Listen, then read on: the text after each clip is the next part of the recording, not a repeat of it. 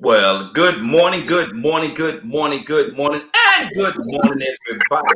Good morning, everybody. Welcome to another episode of The Morning Glow. Welcome to another episode of The Morning Glow. Got a great broadcast lined up for you this morning. Got a great broadcast lined up for you this morning, as I hope we always do. I want to go around and everybody introduce themselves. I'm multitasking, so y'all bear with me for a second. But while we do that, I'm just gonna say I'm not important. My name is Raheem, not important. We're gonna go to Miss Tiffany Real. Tiffany Real, good morning. How you doing this morning? Good morning, good morning, good morning. The show that I love to get beat up on. Oh, The Lord. morning show. Come on now. Mm-hmm. How I say, I hope I don't get in trouble today. That's how I start my day. You're not gonna, Um, we're not gonna get Hi, no I'm trouble. Tiffany Real, and I am the host of the creator and host of the Groove with Tiffany Real. And Raheem is going to be on the show today. Yay! There you go. How you did a little clap, big all clap thing like that. Did Good you girl. like your flyer? Yes, I did. Yes, I did. Made me look handsome. Handsome. Yeah, I do Handsome. my best. I work miracles over on my side. And I want to say good morning to Badger. We got Badger with us this morning. Good morning, Badger. How you Good doing this morning. It's another beautiful and blessed day to hang out with beautiful folk. morning? Absolutely, absolutely. And by way of the phone line, we have Captain Leonard. Good morning, Captain Leonard. How you doing this morning? Good morning, Raheem and the Morning Glow family. Good deal, good deal. You know we're waiting on you on video. Yeah, that system is slow. It's okay. I want to start off. This is way out Wednesday. I'm multitasking in the beginning of the broadcast like I always do, but this is way out Wednesday, and I have to. There's an elephant in the room, man. I want to talk about it this morning. Um, some people love her, some people hate her, some people just can't stop watching and listening to her. But it's coming to a halt right now. The Wendy Williams show. They say it's going away. She's having a whole lot of health issues, and they're stopping her show. And Sherry Shepherd, I think, is going to be the one that's actually going to take over the show, take over that spot. And I guess it'll be now the Sherry Shepherd show, which Sherry is a real good person. The people that love Wendy say she's a good person. The people that hate her can't stand her. What is on your heart? Let me go to Leonard, Wendy Williams. She is who she is, man. She is who she is. You either like her or you hate her. You love her or you hate her. There's really no middle grounds with Wendy, man. What do you say to that? The Wendy Williams show going away, and with all the health issues that she's having right now. Well, first of all, I never cared for her show, or her style, pretty much. Mm-hmm. Wish no ill will on her. Mm-hmm. I'm not a big fan of that type of entertainment Mm-hmm. that she does. Mm-hmm. So I hope that Sherry Shepherd brings a lot more to that space Mm-hmm. than William Winston did. One of my favorite rappers. They couldn't line up at all, and that's Method Man. Method Man, he just he said she was just nasty, she was filthy, and some of the stuff that she put out there. See, with me, with me, if I'm gonna be a certain way, I have to accept it when somebody give me back to me. And Wendy was, if you come at her, she gonna come at you in a way. She don't care what she put out there, how she put it out there. If she thinks it's gonna get her the ratings or what, she like Howard Stern. If she feel it's gonna get her the ratings and stuff like that, she's gonna put it out there, shock jock, if you will. But when you come back at her, Tiffany, she have this whole she have what man, you totally disrespected her. But my thing is, don't feed nobody what you can't digest. And I saw Wendy in a situation where she would feed things, and when somebody give it back to her, she couldn't digest it. She lost it. Tiffany, what do you think about that? Years ago I read her book, and I'm from New York, so Wendy's name is big in New York, always has been since she's been around.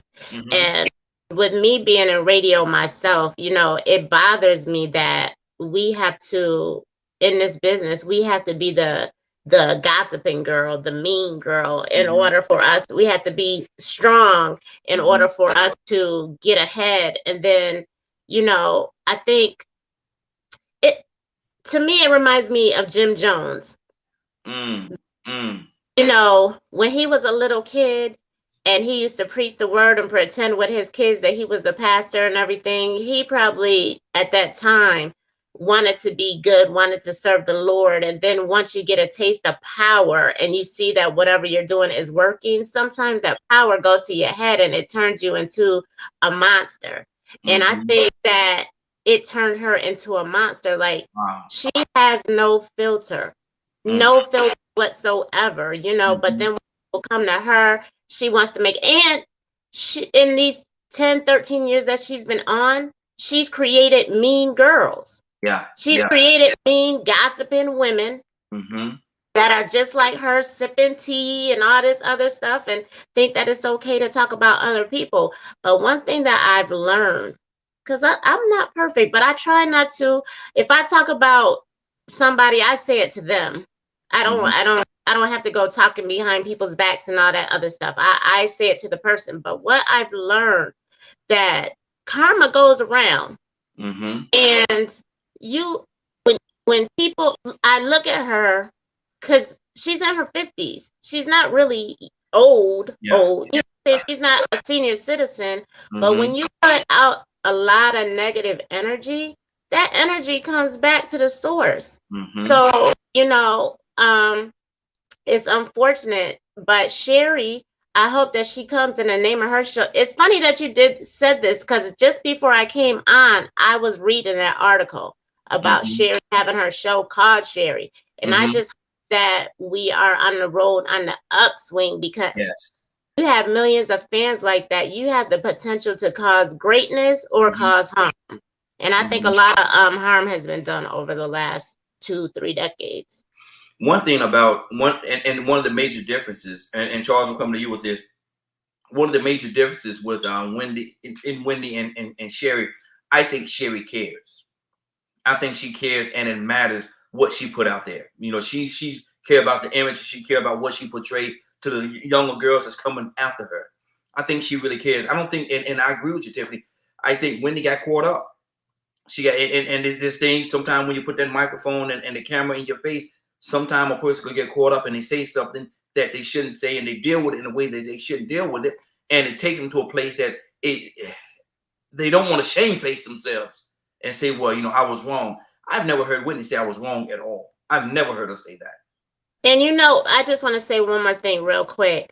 You know, sometimes you have to, because a lot of people say it's her husband's fault, her ex-husband's fault, it's this person's fault, it's that person's fault. But at what point do you say, you know what, I have to walk away? Dave Mm-hmm. Chappelle, you know, he was offered almost $60 million when he was on Comedy Central, and he had to take a look at himself and what he was doing. And Mm-hmm. even though he was entertaining us and making us laugh, am I doing a disservice to my people? Mm-hmm. So, you know, maybe I need to step back and walk away and rethink the way I do things, you Yeah. know, but everybody's not willing to walk away from that money, because, you know, they say you can't serve two masters. And if you love money, then that's your master, because it's not money that causes evil, it's the love of it. Mm-hmm. Absolutely. Charles, what's on your heart, brother? What do you feel about this situation, man? Talk to me. Tell me, I missed the subject, man. You know, I had a patient walk in. Yeah, we're talking about Wendy Williams, and it's very unfortunate. You don't want to see anybody go through health situation like she's going through. Your heart go out for that. But Wendy Williams has been a person, man. She's always been one to feed certain things that she can't digest, and she'll put people in, like with Method Man, man. When Method Man and his wife was going through that situation, man, I think that was totally classless how Wendy brought that to the forefront and Right. put his wife on blast. And she's done it in several situations. That's just one to come to mind. But when the roles are reversed and somebody come back at Wendy, like Judge Mathis came back at her, you know, they was going at it, and he came at her real hard because, you know, he said, I'm gonna take a stance against this bully. Right. But she made him out to be like he's the worst scum of the earth. How dare he? You got to be able to. My opinion is, if I'm gonna come at a person a certain way, I have to be able to digest what I'm feeding them and recognize it. When somebody pull a me on me, I got to be able to recognize and accept it. Right. He pulled a me on her for real. Yeah, yeah. You know, I hate that her health is like that, and that probably is what correct what Tiffany was saying about that bad energy you send out. Mm-hmm. Because if she's only 50 something, man, she looks like she's been really drug through the mud, Mm-hmm. and it could be karma. You know, I gotta agree with that. You put out bad energy, it's gonna come back. Whether you Mm-hmm. believe karma or not, energy is gonna it never, you know, dies. It just goes to different people. And I totally agree with you, man, when you saying that if you can't digest it, man, don't feed it to nobody else. Mm-hmm. And that is exactly, and TV does that to people, man. Yeah. Yeah. I had a student, man. She was on that. What was that house rap something of Atlanta? Mm-hmm. Mm-hmm. Something rap show of Atlanta with the first one, some sort of like the Housewives, but it was a rap show thing with the that. So she called me. It's like, Mr. Patrick, come watch my show. Now she was one of the big people on there, and I just don't watch stuff like that. It hurts my nerves. So I Mm-hmm. watched it for like about 15 minutes, and I called her back. I was like, look, I can't watch this because that's not even you. Mm-hmm. You don't even act like this. You know, Yeah. you were my top student. Mm-hmm. I mean, top student. Mm-hmm. And she's on there acting like she Mm. graduated from the sixth grade. Wow. You Wow. know what I'm saying? She was, and Mm-hmm. it was acting, but it was the point that people were believing it. So it probably in it, and I was hoping it didn't get to the point that she believed it. That was the problem. That's the same. This is what Tiffany's saying. They acted so much they get to the point that they believe it. Mm-hmm. You understand? If that's not you, you can't keep faking the funk and don't think it's going to affect you. Mm-hmm. And that's what I think. Because you can look at back old reels of Wendy Williams, man, and she's nothing like that person. Yeah. And Yeah. then she went and got her surgeries and did all these type things. But she was when she was on the radio, was it WBLS or something like that? I'm Yeah. not No, sure. yeah. That's yes. Uh-huh. Wasn't Yeah. that it? Yeah. She That's was it. Yeah. nothing like that at first, man. Mm-hmm. And Method Man and her had pretty much, to me, had a good relationship. She really didn't have bad relations. I mean, she did crazy stuff to get to the top, but before that, and to turn on him and do that, Mm-hmm. karma is the B word. You know that. And I ain't see, gonna say the word. the thing about it, man, is you can't a person's personal life should be their personal life. Right. If you're going through something in your personal life, you don't want the media. You know, the media is one thing, the entertainment is one thing, but my life is my life. But that's a Leave, vulture move, man. She yeah, did a vulture move because she, you know, she fed off of the bad things that was coming away yeah. from her. Mm-hmm. You know, vultures feed off of dead things. She did that was a vulture, you know, buzzard move, man. Mm-hmm. And Mm-hmm. she knew this guy. You know what I'm saying? And she knew him. Yeah, and see that, and the thing about it, that's the same thing I say with like a Howard Stern shock jock type situation. He do the same thing. You know, he's like Can I add something to that too? uh-huh. So Method Man has a job on Power Book or whatever the show. He plays a lawyer on Stars, right? Yes. Mm-hmm. So now, you know, people are looking at him. He's a rapper. He's acting and stuff like that. People are giving him praise for his acting, and then you come out and want to spill tea. You know what I'm saying? That's the part that I don't like. Every time a black man is doing something positive, the world's always already ready to tear us down. But when you see somebody like that, a sister tearing your brother down, when he's trying to make paper for his family, he's trying to take care of his family, and the only thing that you can do is spill tea, not only tea, but aged tea from 100 years ago. That's not cool. Mm-hmm. And was it done? Who told her to do that? Mm-hmm. Sometimes we have to think that. Who sent her? If it wasn't just her, you know, trying to gain clout, get the busy bees going, did somebody, you know, because what Tiffany made me think is that when you do see a black guy, even some type black women do things, you see the black people go at them. You don't really see white people go at them. Mm-hmm. They're taken down by other blacks. Exactly. Let me go to Badger. Badger, good morning. How you doing this morning? It's a beautiful day, man. Just Yes, listening. sir. Yes, sir. What do you think about that, man? Do you Howard Stern, Wendy Williams? Do you watch those individuals, the shows that they have? Not really. I think some of that stuff is a waste of time. Mm-hmm. Because sometimes it's really hard to see if it's actually staged or, you know, actors. Just like Jerry Springer to me. I have no interest in Jerry Springer stuff. Mm-hmm. I'd rather listen to shows like this or shows that talk about real things that are going on in life and actual, real human beings. So I have a hard time figuring out when it comes to shows like that if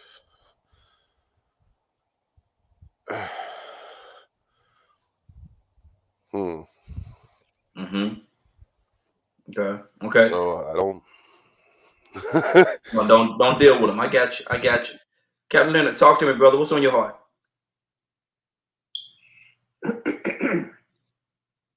You know, like I said before, you know, I never liked her product, even when she was on the radio and things of that nature.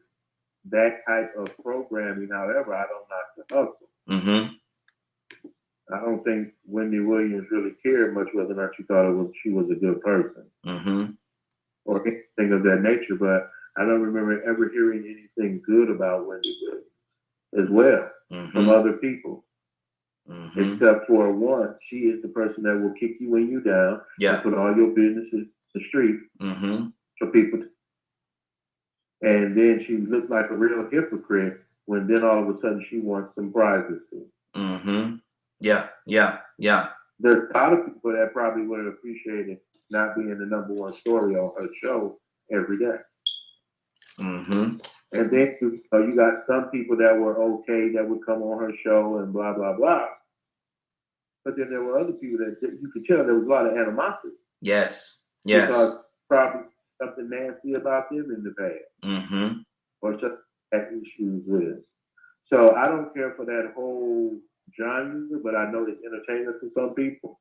So, but like you say, you get what you know, it comes with a lot. It comes with a lot. There's a price tag on it. And you said this whole thing about I want to apologize or whatever. Apologize for what? What are you gonna apologize? You said it. If it was, why should it matter if people's feelings were hurt or not? You know, that type of thing, and just waiting for someone to mess up. Just do it going and make it work. Just so you have your next top story of the day. So if she's really that type of person, she was very genuine then.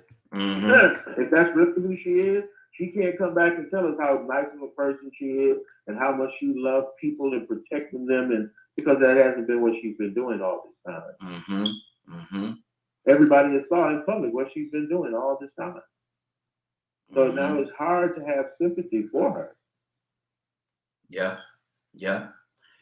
Now, Tiffany, somewhere I saw where it was said that, you know, a lot of times the people that you step on your way up are gonna be the same people that you need when you're coming back down. And that could be very appropriate in this situation right now, because Wendy needs people to be in her corner right now because she's not doing well at all. She's really not doing well at all.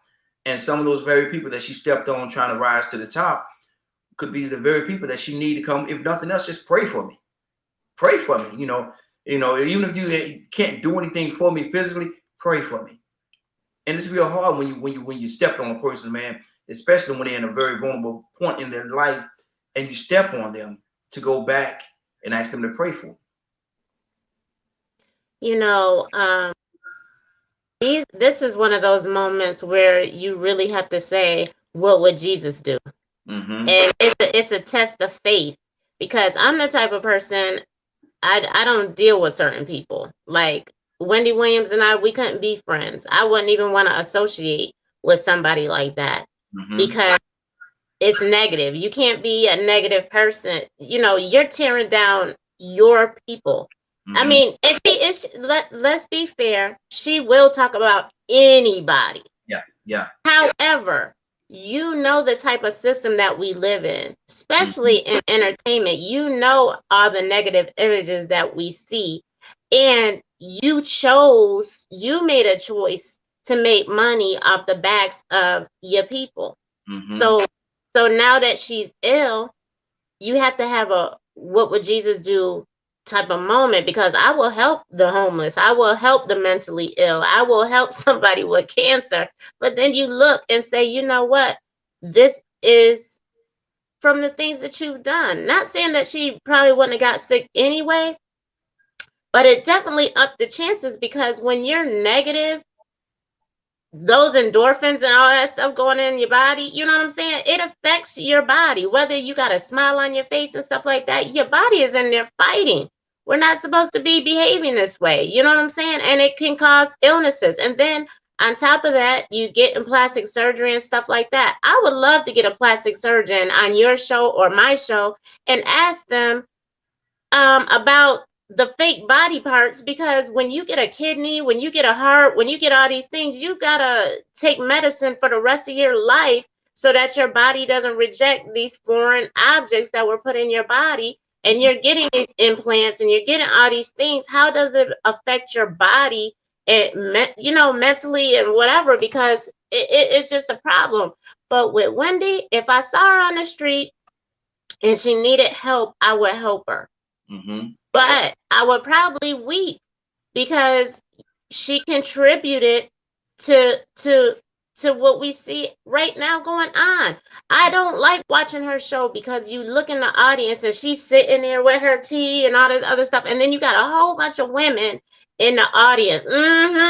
Yeah, da. That's not good. And you doing it to the people in your studio. What about all the millions of people broken women all over the world that you're influencing? So I would do my what would Jesus do, and she couldn't get a ribeye, but I give her some steak.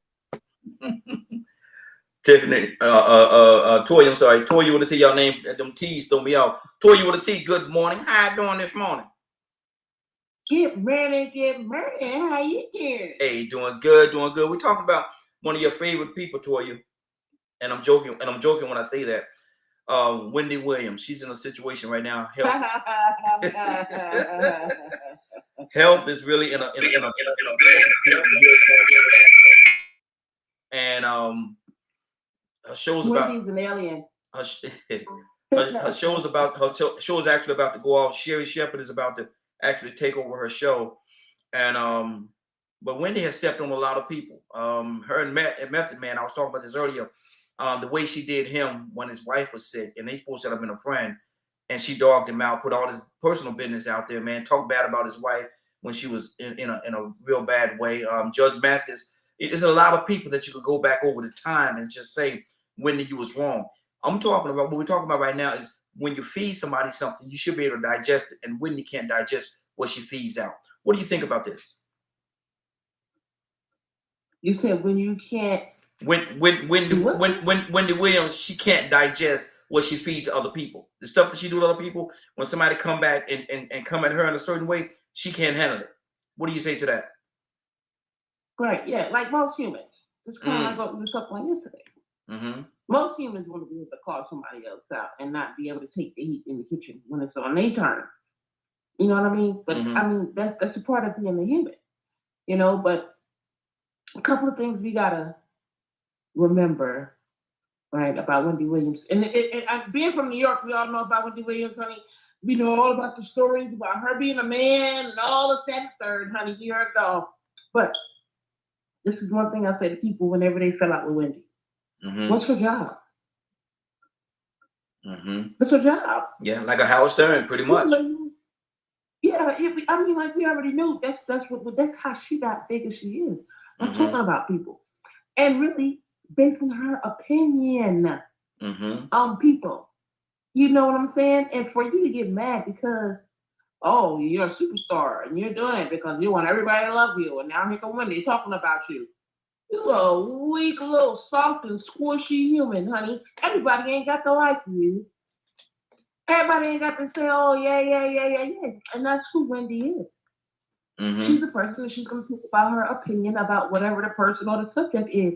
And if you her friend, if you think you can't get the heat just like me, y'all know me. And you know I will give you the business. And I don't care nothing about talking about it, about nobody else. But people know me.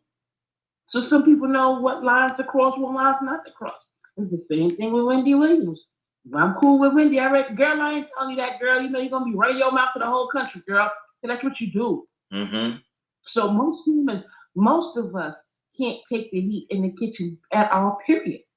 We just can't because I don't know what. Well, I can. I like the heat, baby. I like the heat. I like the heat. Shake and bake me, baby. Let's go. But for the most part, humans, man, we can't do it. So poor Wendy, I mean, that's what she do. You know what I'm saying? That's her thing. That's how she got big. But sharing her opinion about others and people like hearing that opinion. But hey, man, it is what it is. Join the club, honey, because the wheels and the what bus go round and round, and now they going around on Wendy. But see, and what you're saying, I could agree with it. But at the same time, when a person like Wendy have people to go out there and just try to intentionally just pull stuff out and dig until they find something that they say that she said, oh, this is juicy, because she loves to say this is juicy, and then just put it out there about a person's personal life, like what she did to Method Man when his wife was ill, man. You know, that to me, that was foul. You know, this they going through their moment, their personal moment. I mean, that's not for everybody to know. If he or she wanted people to know, they would tell them. Huh? You don't get to do that when you're a star. You don't get to do that. You know, people kill me. Because we all know what goes on with stars. We know that you can't eat in peace. We know all these things. But then when you become a star, it's like, I want privacy. You gave that up when you became a star. You gave us privacy for yourself, for your family, and everything else. And unfortunately, being in the spotlight, that's what it is. That's what your publicist is going to tell you. Your manager. You know, hey, your people, your fans, they want to know what's going on. So all that being secretive, you got to fight to do that because you gave that up when you decided to be a superstar. So again, we gotta act like we know what world this is. Here it is. You want to be a star, and for 47 years, you know how to do superstars. But you still said, "Hey, this is what I want to do." So now you think all of a sudden, all of the billions of superstars that they after and they in their business, put their business on the street. So now you think because you want, they're not gonna do it to you. Come on with the jokes. So the same thing we're talking about, Wendy. It's the same thing we're talking about with people who decide to be superstars. You give that life up when you decide to be an entertainer. You don't get to be in your business by yourself. You don't get to keep things to yourself because that life is that's what goes on. So who do you think you are to it now? Give me my business. No, bruh. You don't get that. Now, little old me, see, we not big yet on the morning show. So we can still keep something, you know what I'm saying, quiet. But if we had the wrong person on the line, we wouldn't be able to keep that quiet either. You know what I'm saying? It's just the way of the world. And sometimes you just got to know how to duck and move because it just is what it is. And I've heard a lot of celebrities say exactly the same thing that you just said, that they give up certain things when they become celebrities. I've also heard them say that it's not fair because they should have a right to live their life the way they want to live life. Charles Barkley has said many times, I'm not your children's role model. You know, don't let them look up to me. I'm just a basketball player. I'm just a guy on TV.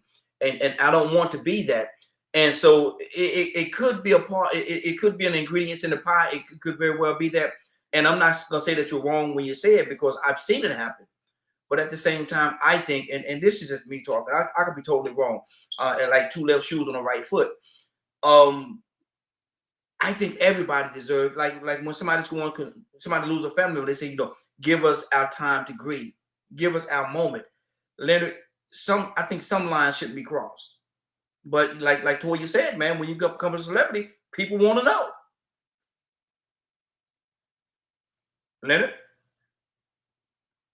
You have to understand that comes with the life that you lead. If you want everybody to look at you sometime, guess what? They're gonna look at you at times when you don't want them to. I don't that's their business. That's what's come with their lifestyle. Now, one, it's courtesy. You can ask for whatever you want, but people don't have to honor your request.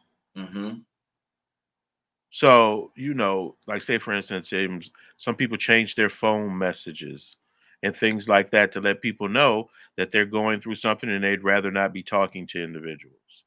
So it would be courteous to abide by that. If they're your friend, you are going to do that. And those who don't really aren't your friends. Because one, the notion that mere strangers would care, it's a little bit far-fetched, but I understand what you mean. But that don't mean there ain't no rule saying I can't talk to you about what I want to talk to you about. Mm-hmm. Really. Mm-hmm. So those people who are like that, decent people honor that request. People who are not decent won't do that.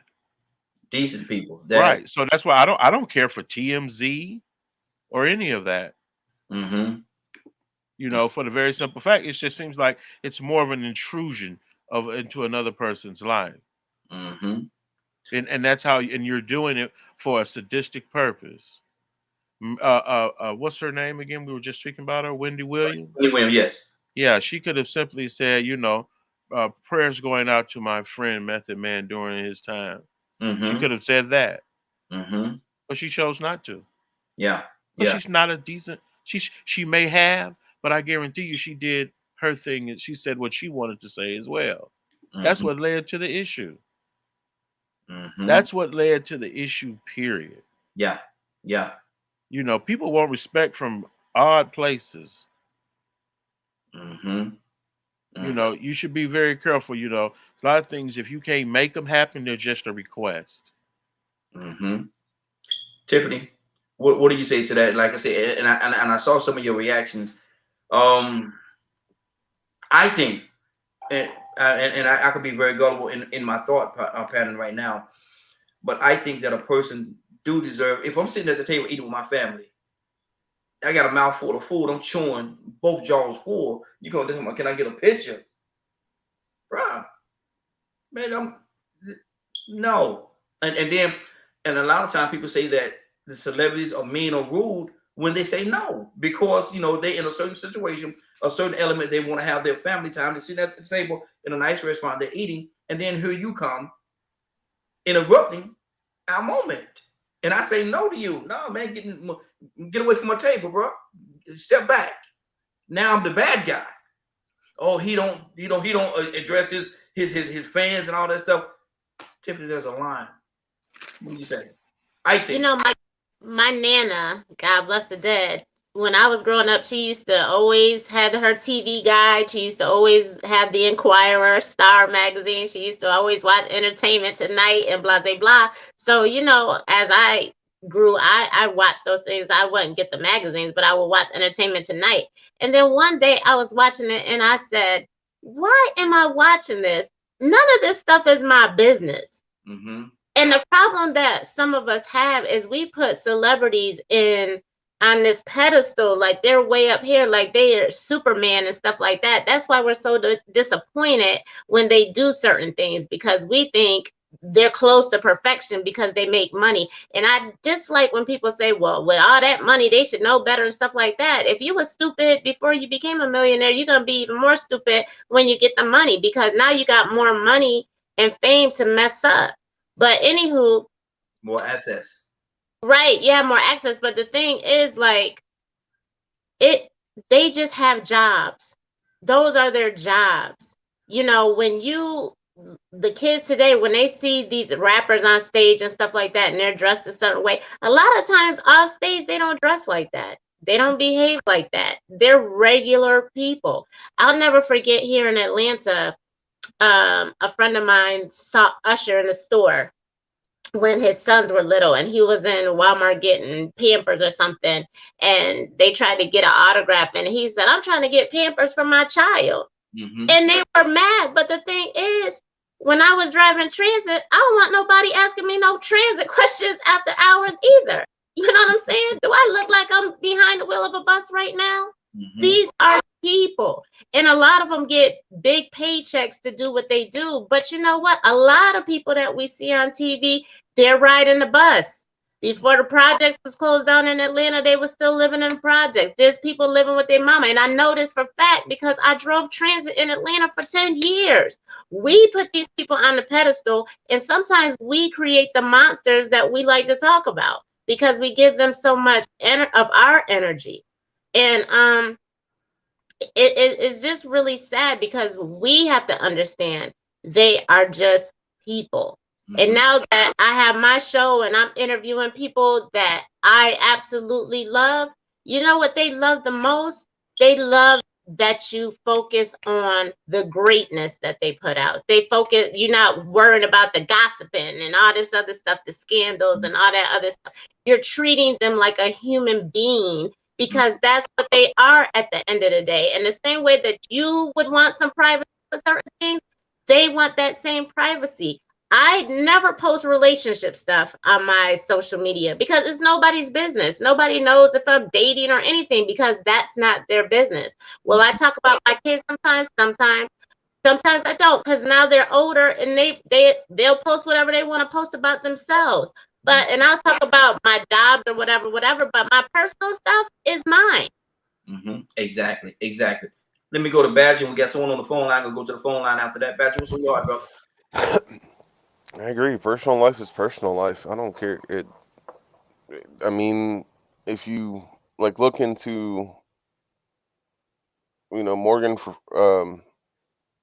Freeman, Keanu Reeves, there are celebrities that a lot of people don't know a whole lot about their private lives. And some of them help communities and all kinds of things, and it's never publicized. They take no credit for it. They don't put their name out there or anything. They do it because it's good to do things like that. However, I think that if it was publicized, people would start getting angry.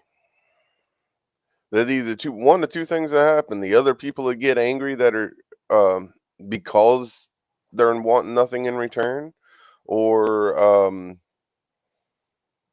they'll just be accused of doing it for fame, in quotation marks. There were stories about Dale Earnhardt. I don't know if any of y'all ever watched NASCAR, but Dale Earnhardt was a really well-known race car driver in NASCAR.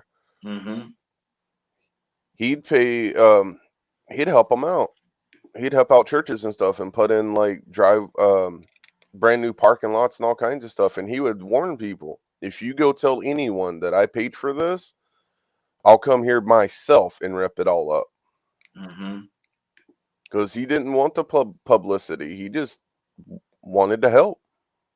But he also acknowledged that it's if a person wants to do something good in society, they're going to do it. And a lot of times people are doing good and you never know it. That's good. Rico, good morning. How you doing this morning? Man, I can't complain, man. Congratulations and welcome to a beautiful new day, everybody. Hey, welcome to you as well, brother. We're talking about this situation with Wendy Williams, man. Unfortunately, she's very ill right now. But Wendy has done some dirt, man. And we're talking about a lot of times a person cannot digest what they feed, because what she did with Method Man, I think it was terrible when he put the information about his wife out there. And her and Judge Mathis, they had this big fallout, man, because he said he was going to attack the bully. He went on the show and she treated him a certain way. And he said, I'm going to attack the bully. And he did that. And she said he's the worst scum of the earth. You have to be able to digest what you're feeding. What do you say to that, Rico? Yeah, that's true. She chose to participate in feeding this monster called distraction. And so she's one of the biggest influences of distraction. And you said a word earlier, my fans. So we had this discussion last night on Real Men Being Men about idolizing people. Yep. So what she promotes is idolizing other human beings that we put above being just human beings. Just well-paid employees that sometimes do a job that looks sort of easy. That sometimes there's a lifestyle that looks very perfect. But then you go back and you look at a case like Will Smith, where his children have to say, man, wow, Dad is awesome. I feel sorry for him. Why do you feel sorry for him? Because he really thinks the family that he portrays in front of the cameras is the family that is just behind the cameras. And it wasn't. Everything that we saw was a facade. Yeah. Them children was experimenting and want to go gay and kill themselves and all kind of stuff. The mama started sleeping with the son friend. Everything looked picture perfect, looked like Camelot.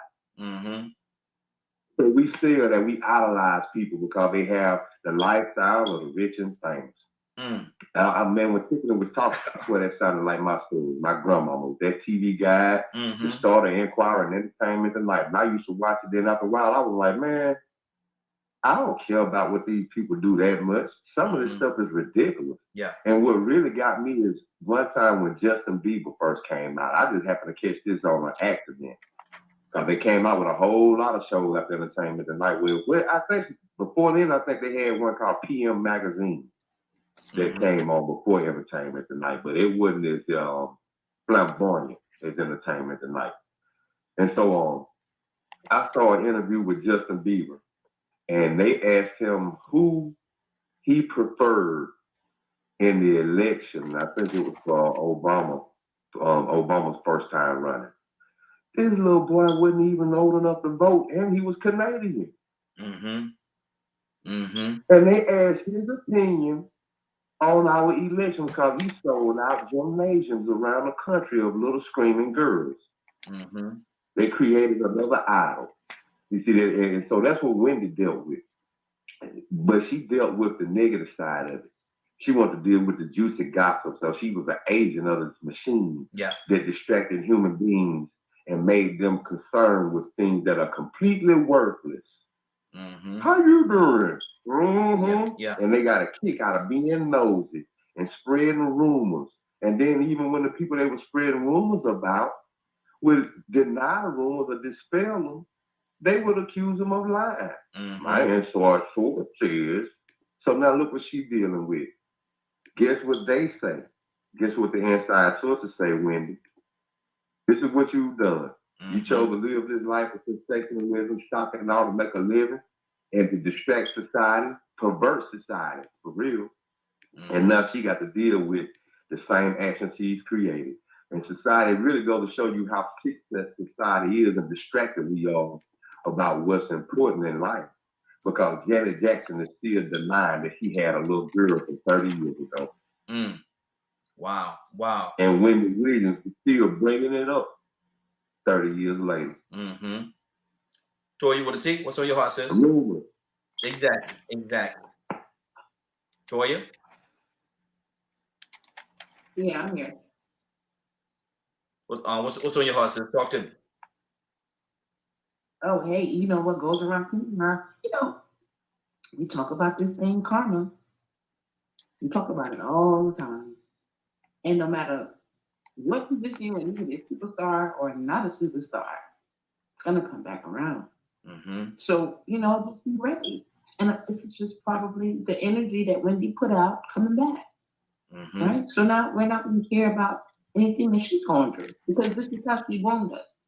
Somebody said something a few minutes ago. They said the monster that you created.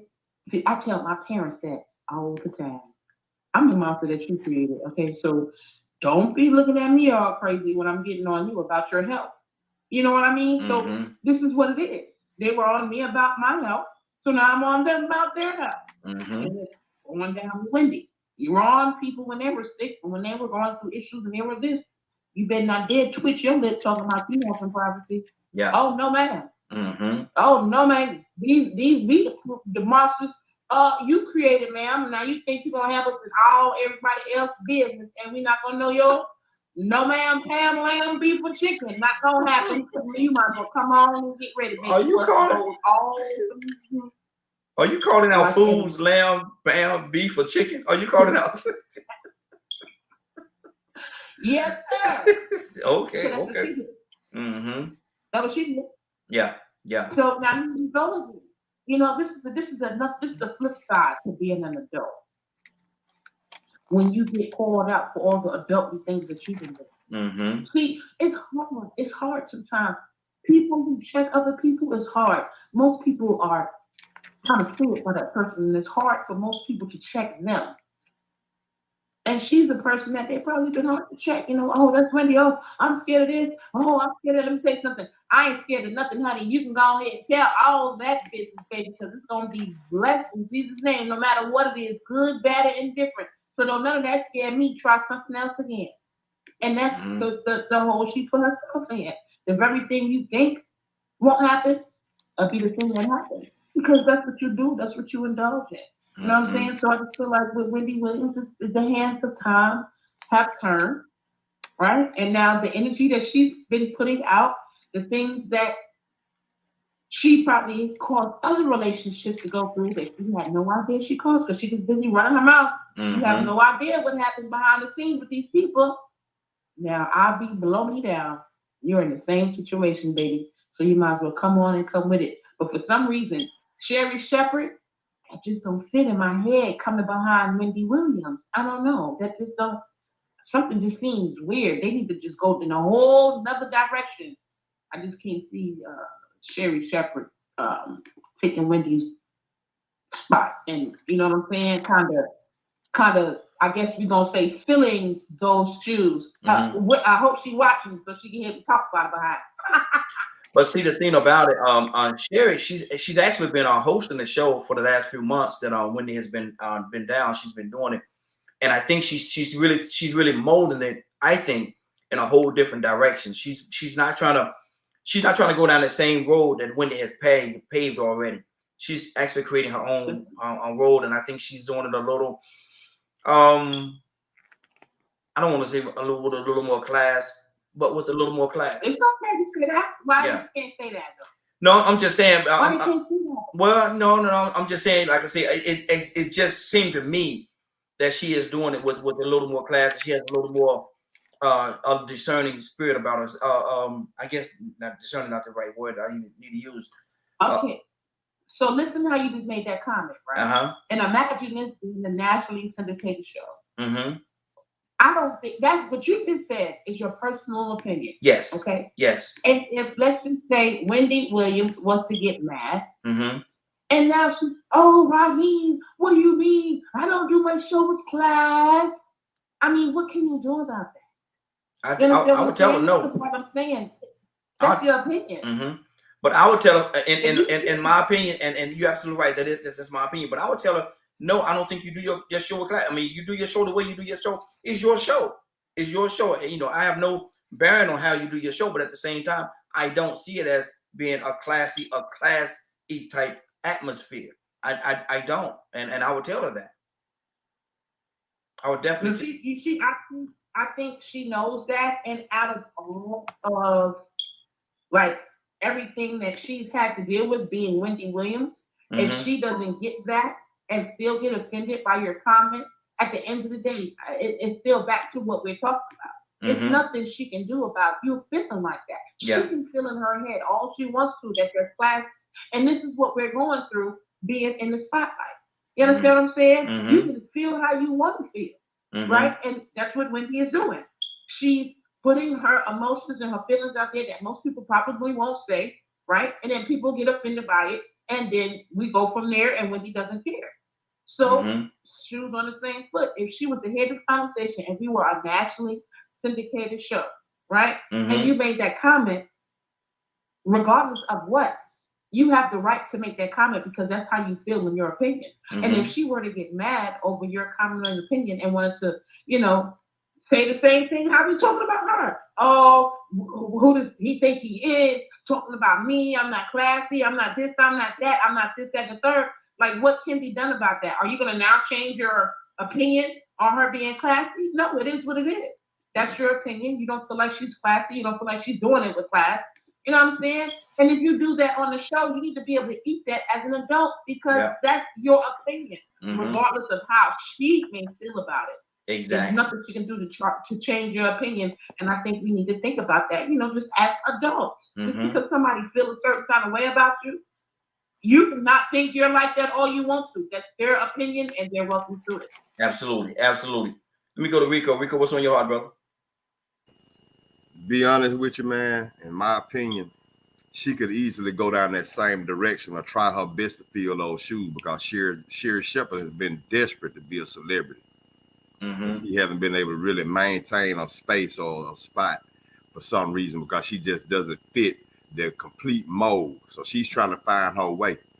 But she's actually in an arena where you call this thing called shock jocks. Yeah. You remember when Wendy first came out, she had Charlemagne on. Now they were pretty much playing the troll of Hollywood.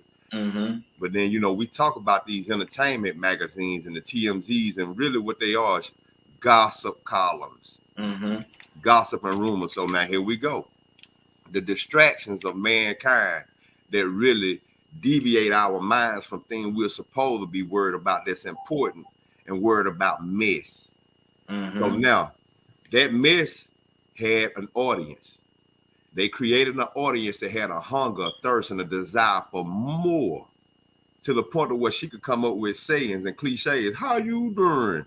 Even men coming on now. That was their intro when she put the mic to their face. How are you doing? And they just bit along with it. Yeah. They ready to ask some more questions and some more speculations about the rumors that the inside source gave. And she fed that. And Sherry got to get some of that too. Sherry ain't gonna succeed because that platform is there, and they need to feed it because it became profitable. Think about it. Wendy made somebody a lot of money because she got mega rich after that show. She got richer, wealthier. So now that spot is open. So Sherry might be able to do it, and I believe Sherry will try her best to do it. Her little musty self, because that thing, she like to sweat. I think that's what's been keeping her from getting big and famous, is that she sweat everything she do. You end up seeing her sweat marks, and they just like, nah, we can't keep doing that. You know, but the thing is, how you gonna put that woman out like that, Rico? How you gonna do that woman like that? It's there, it's obvious. You see it. I mean, I've seen her on different shows, and I'm like, man, she sweat a lot, man. You know what I'm saying? She perspires, so you know, she's gonna feel that void, and you know that really goes to show you just how strong that monster is. I'll put it to this way. She could easily turn into Robin on Howard Stern. And imagine all the mess that Robin sat back and giggled and laughed about and ignored, that was completely sexist and racist. I mean, completely obscene, derogatory, disrespectful, that Howard Stern did. And she just sat there and giggled and smiled. And won all kind of awards, contributing to this debauchery. Exactly. So I mean, you know, it would be nice to say, well, you know, I think Sherry gonna take it in another direction. That's wishful thinking. That would be nice. But that monster that Wendy Williams created, all the people that she made richer than her, that employed her, her boss people, her boss men, they got to keep making that money. So somebody got to Sherry gonna have to get right. Somebody Sherry ain't right. Yeah. She won't last a year. You saying somebody got to feed that monster? Somebody got to feed that monster. They created it, and it's profitable. Money over everything. That is the world we live in now. Money over everything. By any means necessary, you got to get them profits. Yeah. Let me go back to our phone. I got another caller. Monique, good morning. How you doing this morning? Good morning. Monique, you been listening to us this morning? Yes, a little bit, yeah. Okay, what's on your heart about this whole Wendy situation? Oh, okay. Sherry Shepherd, you know, I watched a few times when she hosted the show. I think she will do well, you know. Like Rico said, you know, she'll probably, you know, take the torch and run with it. But I don't think that she will be as salacious, malicious. I think she'll be a little nicer than Wendy Williams was. I don't think she would be as cruel as Wendy Williams was. But I think she can do it and probably soften it up a little bit. But I think it would still have the same concept. I think she's going to have to. I think she's really going to have to take control, take real control starting out, because you got to understand that the same staff is in place that Whitney had, that was set up a certain way to do a certain thing. So Sherry got to come in there and put her blueprint, her footprint in that thing to make that change and make that difference. For some reason, I don't even think that Wendy Williams' staff really likes her. It's just that they seem, you know, a little phony to me. You know, I Oh, but they seemed like they liked everybody. You know, they were blending in with everybody that came on the show. They like their check. Even that little lady, I can't remember her name, the one that be on the floor. Yeah. You know, she seemed like I kind of got the feel she didn't really, you know, take too much, you know, to Wendy. Wow. But I noticed that now she seems to be a little, you know, a little more assertive. Little. Absolutely. Absolutely. Little looser. Okay. Leonard, what's on your heart, brother? Not a whole lot as it relates to this issue, for the very simple fact, you know, whatever she did, whatever she done, that's her business. Now it's over. Next. That's why it has to be changed. That's her brand. That's her brand. That's why it's going to be changed to the Sherri Shepherd Show. And there'll be other shows behind that if the people don't watch. Wendy Williams had a particular audience. You play to an audience. You don't play to people that don't like you. Yeah. You play to your audience. So she had a particular audience. Who knows if they'll stay with Sherri Shepherd or not. But like I said, I ain't in that business, so it don't matter to me. Absolutely. Absolutely. Tiffany? Well, the reason why Sherri's getting the show is because they had a lot of guest hosts, Fat Joe, Remy Ma, that Jerry dude, a lot of different people. But when Sherri hosts the show, her number, she has the best numbers. So I haven't seen her on the show because I really only caught it once or twice. The most memorable was when Omarosa was on there. Omarosa came for the smoke, and Wendy Williams can't handle Omarosa. But Sherri did the best numbers. I'm hoping, because like Rico said, Sherri is just awkward. I'll say she's awkward, and she wants to be the star or whatever. But I never forget when she was on The View and Prince came on the show. Oh yeah. And she was in groupie mode, boy. Yeah. She was in groupie mode. She was all over Prince, and Prince got up and walked off the stage. I was like, I was embarrassed. Could I have your gloves? I was embarrassed. Yeah. I was embarrassed. So I just hope that, but what people do like about it, what I do like about Sherri is Sherri's somebody that could be your neighbor, somebody that you could go hang out with, have a good time with. She, you know, I was just watching the movie. She was with Get My Caddy or something like that. She reminds me of a down home girl. So hopefully the tides are turning, because one thing about these advertisers, they follow the money. What's going to make me the most money? So that's going to determine whether she stays or goes. But hopefully this mean girl thing that's lasted all this time maybe is turning around in a positive direction. And we also got to remember the podcaster recently, Tasha K on YouTube, she got sued by Cardi B and stuff like that because, you know, Tasha's another one. I call her Wendy Williams 2.0. Wow. You know, I think she might be Wendy Williams' daughter because she is ruthless.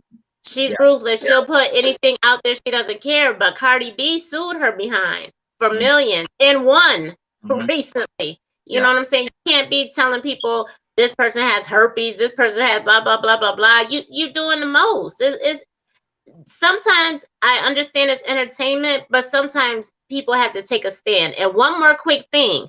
Back a few years ago when the sororities had their little show on VH1, and they was acting real ratchet and stuff like that, the fraternities and sororities got together and they had that stuff taken off because you're not going to have us out here looking bad. So sometimes you got to take a stand and say enough is enough. You know, we can't blame television because we know that when certain things are on and they don't want them on, people don't want them on, they fight to get it off. So, you know, this could end up being a blessing in disguise. Absolutely. Absolutely. Badger said he wanted to ask a question. What's your question, Badger? Why do you think a lot of people enjoy watching things like that? About people's dirty laundry and all that? Because well, I'm not going to say everybody. There's a lot of people that like seeing a car wreck.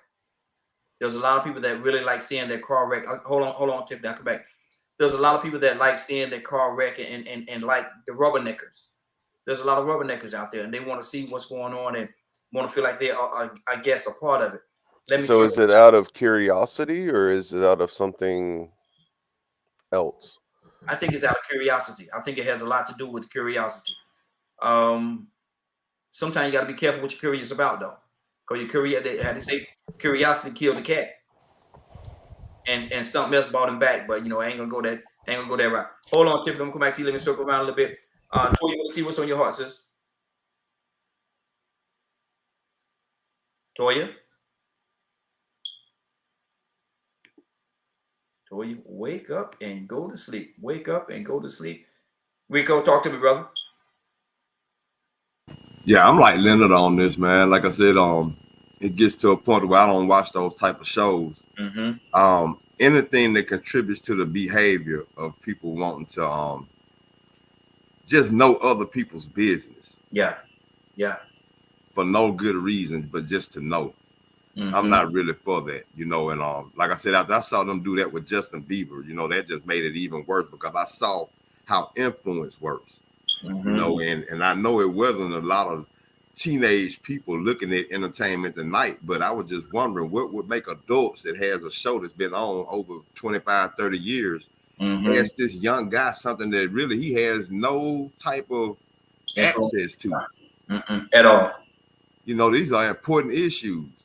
And so, even though I've always realized that that's how the system works to program people, this media thing works, it sort of turned me off to it more because I see now what it influences. Like, Badger just asked, why do people watch these shows? Mm-hmm. Because people like knowing the unknown. And so when you find these people that somehow seem to be living a life that you wish to live and doing things that you can only dream of doing, after a while, you want to know what type of pajamas they wear. After a while, you start having access to Michael Jackson and you say, well, yeah, you know what? My children could stay the night with you. I sure wish I knew what it was like to stay the night with Michael Jackson. And see, when Sherry was doing those shows and she did that with Prince, the reason why they hired Sherry because Sherry can teach you how to be a fan. Even though she's a celebrity, she can show you how a fan acts because they're so great and what they do is so awesome. And everybody wish they could be like them and live like they live. Don't you? Wouldn't you like to know what they do? These other human beings, that's so special. Wow. And she feeds that distraction. That distraction to people that really entertain us. Ain't that something? They want us to pay more and glorify and idolize these people for being entertainers and minstrels, court jesters, well-paid employees to distract us and make us feel good or getting some type of emotion while the real world is going on. So I really can't, I really despise this type of atmosphere that they've created because it's huge and it makes a lot of money, but it's part of the program and part of the system, and it's successful. It's working. Exactly. I'm gonna change up this topic a little bit here, but I'm trying to pull up this video where Prince actually came out there and they had their little moment. And let me see, Prince on the View here. I'm trying to pull up and while we're in the midst of this right here, as a matter of fact, it's ready now. Let me go to Tiffany. Tiffany, what's on your heart? And this is something you brought up there. So tell me about this whole what are we about to see? You muted. So Prince comes on and, Sherry is just being, she's happy, she's excited, I understand, but she was in pure groupie mode. And she said something to him. I can't remember what he said, but he just got up. He didn't say bye. He didn't say nothing. He just got up and smoothly in his Prince walked off the stage. And I was like, oh, God, that was awful. It was awful. Let's take a look at it. Here we go.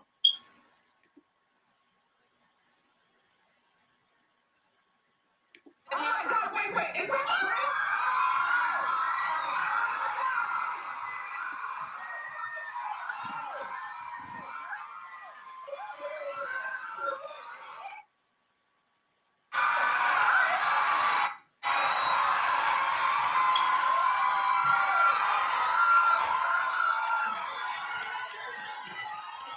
Tell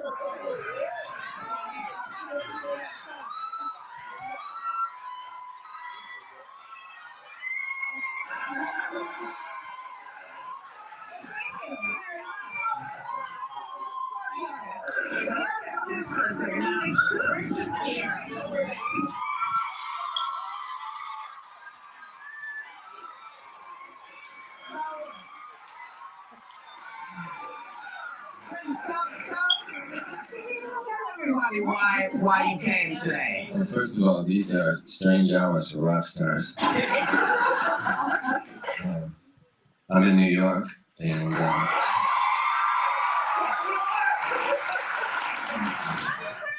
love you back.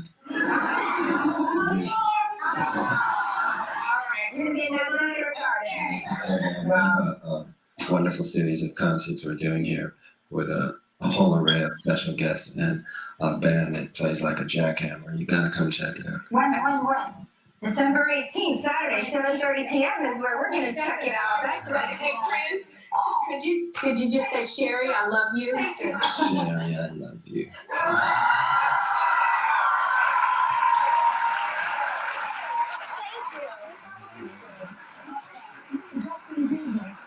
He said, and we said, how do you know that this is not, that you're going to have a career in the future? And he said, well, I hope. He said, I can be like Prince. Also, he wants to be able to be someone who's going to last, right? He wants to be able to play the you play all the different instruments and you sing and you write your own songs. You are his idea of the consummate performer. Well, that's the key. The key to longevity is to learn every aspect. She's looking at them gloves, y'all. Hope that he does pick up an instrument and get a good teacher. Wow. Well, honey. Thank you. Thank you. You know what? You just look wonderful. You know. I'm gonna leave you all. I haven't had breakfast yet, so. You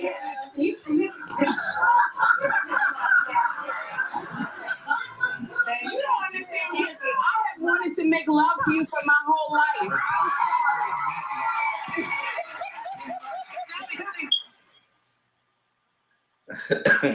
Wow. That's let me turn this off. Hold on a second, y'all. That's what it was. I don't know where to go after that, man. Who do I go to? Leonard? Give us some sanity, brother. I think it was an excellent show. It's just a show. She's a fan of his. She's a big fan. Right. So, she was just taken by him being there. That's her thing. It's not my thing. I'm a big Prince fan. Mm-hmm. If I can imagine how she felt if she was being a fan of his at that time. But to me, it's just a show. Well, I wouldn't expect Sherry to do anything else. That's her personality.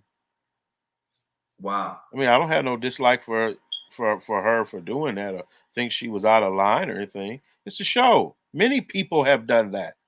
Prince was real frustrated when she asked for them gloves, though. You can see Prince is always like that. He's always like that. Mm-hmm. So he was being him. She was being who she was. They're all celebrities. Mm-hmm. He's just a rock star. Mm-hmm. You know what I'm saying? And people love rock stars and all that type of thing. And Sherry is that's her energy. And hopefully it's been making her money. You know what I'm saying? So I don't think she did out of the ordinary for her at all. For her, okay. Tiffany? Being a fan, let me think. I love Michael Jackson. Mm-hmm. And I probably would have just fainted if I ever met Michael Jackson. But, I've had family members who met Michael Jackson, taking pictures with Michael Jackson, whatever. But, they're on television. And sometimes we have to watch what we say. Because telling a man on public television, he already is Prince. He moves a certain way. Mm-hmm. You know what I'm saying? And I understand you're excited, but the first thing to come out your mouth is, I've been wanting to make love to you all this time. Like, you're a black woman and the only thing that you're willing to do is give your body away. You've been wanting to give your body to this man. You know what I'm saying? That's not a good look. And if you know Prince, if you really know Prince and study Prince, he's really pro-black, and he knows a lot about a lot of things, you know. And just because he may be a sex symbol and stuff like that, when he's not on stage, he's not licking his tongue out and doing all this other stuff. He's a grown man. And I just feel like at that time, when he walked off, it was embarrassing for me because I had forgot what she had said. Was it disrespectful? I think it was disrespectful, because if a man would have said the exact same thing, they probably would have laughed it off then. But today, they'd be part of the Me Too movement. And that's the part that we can't say just because, you know, recently, I want to bring this up real quick. On Entertainment Tonight, they asked a female entertainer, I don't know who it was, who would your lesbian crush be? Or who would your gay crush be? Janet Jackson. Jackson. Janet Jackson. Who was your lesbian crush or whatever? And she said Alicia Keys. First of all, why are you even asking these types of questions? Like, because you're being specific now. You're not asking who your crush is. You're specifically asking who is your gay crush. Now, if you asked a man that, would it be so well, today it probably would be okay too. But you don't intrude on people like that. Who do you want to, because when you say that, you're not saying who would you want to be your girlfriend, who would you want to lay up with, you know what I'm saying? And you don't do that. And I think we are just so far gone, things we couldn't even say 5 years ago or 10 years ago, we just doing everything. And it has to come to a head, because a lot of people are being destroyed. And to what Wade said, you have a lot of miserable people out here. A lot of miserable people. And so when they get around people like Wendy Williams, she's the bully. So now we get to be friends with the bully. We get to chill with the bully. We get to co-sign with the bully. You know what I'm saying? You got a whole bunch of people all over this world that been bullied by people, and now you got this lady who is the queen bully, and you can feel like you're close to her, have a relationship. I can support this bully, and it takes them away from them feeling like low lives. Wow. Toya with a T, you with us? Toya, you there? Okay. What's on your heart? What did you get from that video, from that whole clip? What clip was it? The one I just played with Prince. I didn't see it. I was trying to fool with this computer, trying to get online. I didn't see it. Okay. If when Sherry Shepherd, she said at the end of that clip that she has always wanted to make love to Prince and stuff like that. Is that off center? Was that a disrespectful comment for her to say on nationwide TV to that level? Yeah, absolutely. Absolutely. Because he's a superstar, now you would. See, that's the part you got to be careful with being a lady. You're not supposed to say that, even if that is the case, and we all know that. But I don't know. I think it's like every time we think we're doing something as women, it'd be like the men be like, nah, you ain't even trying to do nothing, shorty. You know what I'm saying? So I think from a respect level, I'm not really starstruck. There's like only one person I'm starstruck about, and that's The Rock. And even then, I'm going to be cordial. I don't come at guys that way. You know what I'm saying? Like, I just don't do that now. I might just sit in the background, crack a couple little jokes, but I'm not going to be flowing out and then all that. Now, you still got to take me to dinner just because you French. That's okay. That's what? What's that? So the rules still apply just because you French. You don't get nothing different. You know what I'm saying? And I think that's what they be looking for. They don't want no loosey-goosey. You understand what I'm saying? Oh, my gosh, you just like everybody else. And he might be looking at you like Sherry Shepherd. Oh, I love her. She's so classy. I want to go on that show. And this is in the back of his head. But now you get up there and the first thing you say out your mouth is, oh my God, I want to have love with you. He just look at you, turn away and walk away. And I thought you was different. I thought you was a different kind of lady. And you sound just like the rest of these. Exactly. You know the word. Yeah. You know what I'm saying? Yeah. But no, that we all know that she knows that. She knows that. She knows she was supposed to do that. And so Toya with a T. So Toya, let me ask you this question, Toya. Let me ask you this question, Toya. Do you want to smell what The Rock is cooking? Absolutely, I do, and drink it too. Lord, Rico, But come I'm on. not gonna tell them that off the rip. Okay. I was just wondering, did you want to smell what the rock is cooking? Rico, what's on your heart? We got a caller. We're gonna come to you in just 1 second, caller. Yeah, I think he was disappointed in the fact that she acted so desperate and extra on the platform that she was, and it was I mean, if you really listen to everything he said these are early hours for a rock star. Yeah. So okay, now that's so entertaining. He said these are early hours. Man, that's a human being that's letting you know, man, that I don't get up this early in the morning doing this type of stuff. I ain't really feeling like this. But for the fact that I'm here, I'll be professional and try to carry myself in the best way possible. And when I leave, I want to go back and be human again and not have to worry about people coming up asking for autograph like Usher. He's trying to buy his son Pampers. Yeah. You get what I'm saying? Because I am a regular person. This TV don't mess y'all head up. I'm just paid. Remember, I was suing somebody and changed my name to Symbol. I ain't as powerful as what you think, so quit idolizing me because I was struggling then. I was fighting. While y'all was cheering me on and making babies to my music and wishing you could be me, I was hating that I was me because I signed some paperwork, man, and these people was slaving me. For my talent. This thing is much more complicated than y'all realize, man, and I wish I could just have a normal life. Now, here I come, you get on here, and I'm going to be honest with you. When I first saw that, you know, I already said she sweat a lot, right? And I looked at her from the very beginning, and I was like, man, I said, she probably up there growling.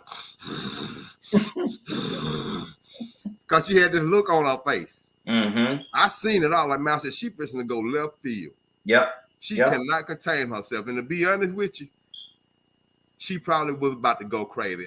I mean, not to be too explicit, but it probably was some stuff going on between her legs where she couldn't control herself. She just like, man, you know what? I got to get up and go to the bathroom right now. She probably did really feel that way. So she lost her composure and she let it be known. She sure did. Went from the glove. She looked at it and said, what can I say? What can I say? Oh, down here, look at that glove. He got to ask for that glove. Boom. She lost her composure. Then she just went ahead. You know what? This is national TV. This could make headlines. Everybody's gonna see it, and I'm gonna say what every woman wish she could say. Every fan. I've been wanting to jump your bone, and I've been dreaming about you my whole life. Prince said, "Well, that's it right there. I ain't even feel like being here. Here she come with this mess." And one of the things that a lot of people didn't pay attention to on the background, Whoopi was trying to contain her. She was trying to control her. Sherry, get control of yourself. Whoopi was trying to get her back in order. Oh man, she was all up on him and everything, man.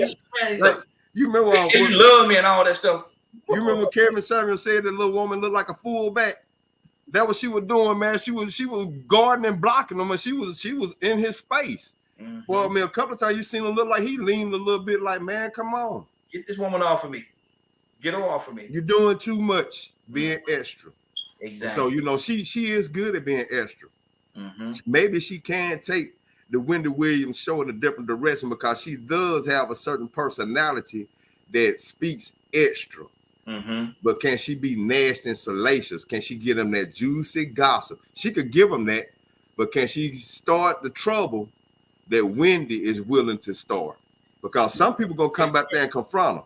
Exactly. Now my thing is, if Prince was still with us and Sherry in a situation where she have that show, and if he was a guest on her show, just those two, it wouldn't be nice. It wouldn't be a good look. It wouldn't be a good look at all because she would definitely lose herself. Badger, what's on your heart, brother?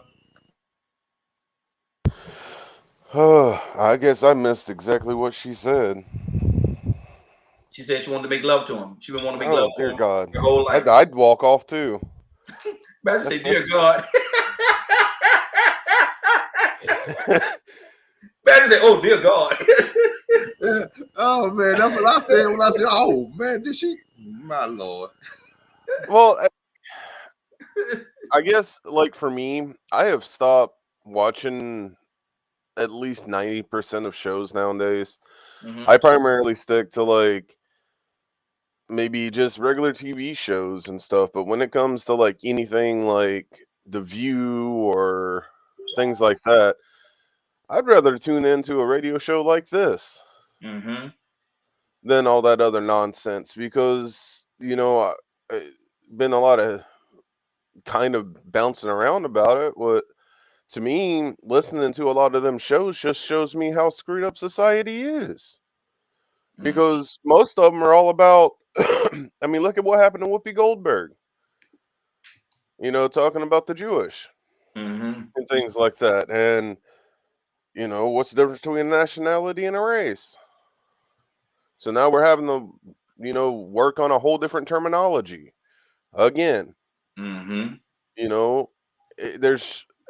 It's almost like people would rather spend their time trying to figure out what a star is doing, or a musician, or somebody that's famous, or a president, than looking at their own bloody problems and looking at the problems that are in their current community. It's like, no, it's either like they either don't know how or forgot how, or they're sheeple and they're just following along with the crowds. I ain't got time to know what somebody's wearing over in what's one of those housing districts they live in over there. Something Boulevard, Hollywood Boulevard, or whatever it is. Okay. I ain't got time to waste with all that junk. However, Denzel Washington and a lot of things that he's been saying and talking about and stuff, I think a lot of people need to be paying attention to. His aspects of how to work on society, I think, are really good ideologies for all of us to work on. Those I'll pay attention to, but I'm not sitting here wondering what he's wearing at home. I have more interest in what he's saying, because he's using that platform to help the people. That means more to me than all that other crap. Exactly. And that's what it is to me. It's crap. I don't want to know they're wearing a $1 million pair of pajamas. I'd rather know about, I'd rather see them use it as a way to help teach people. Now, Badger, why don't you tell us how you really feel, brother? Oh, I haven't even got started. That's why I muted my mic. There you go. As a matter of fact, what we're going to do right now, we're going to switch up. Anybody else have anything they want to say on this topic before we move on? I do, because now that I'm in this mess, we get distracted. And if you notice, like when there's news, real big news that we should be paying attention to, there's always an entertainment scandal. And even in entertainment, like Corey Feldman, he had did the documentary about the pedophilia in Hollywood. As soon as that documentary was about to drop, boom, some big scandal came on to distract you so that you wouldn't pay attention to what's going on. And when you're in certain situations and you know there's a problem and you're staying in it because you're getting a check or you're not doing anything, then you are a big part of the problem. Even with me, when I drove transit and stuff like that, I used to fight all the time about the sexual harassment and stuff that goes on in these buildings. I was told to my face nothing was going to change. But this entertainment business it's nasty and dirty. And the things that people will do, people think they want to go to Hollywood and live that life. You're not about that life, trust me, because you got to do a lot of strange things for change. And the people that are on top, they didn't get on top just based on talent most of the time. So you have to be careful what you wish for. I like my little platform in my little corner in Buckhead, and I'm good, because to really make it, you'll lose everything. Exactly. I want to come behind her too, man, because I want to stay on this for a second, man. That's why they call it Hollyweird. And we have to really make sure that we put entertainment back in the place it's supposed to be in a proper perspective. It shouldn't be our main focus every day is to be entertained, but society is consumed with entertainment. But we have to realize that monster is a facade. It is an illusion. I found a movie the other day that I saw when I was young called Lookers. And a lot of people may not remember the movie or may not have ever seen it, but if they could go pull it up, it's from like 1979 or 1980.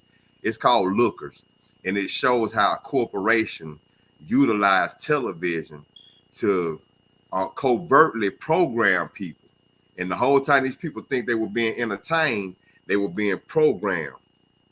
And it really showed the machinery that they use. And this was like 1980, and it really strikes a nerve because it shows you really what's going on today. And I'm gonna give you the prime example of that. MTV Cribs made everybody want to be richer and more famous. Come to find out, 90% of them homes wasn't even owned by them people. Exactly.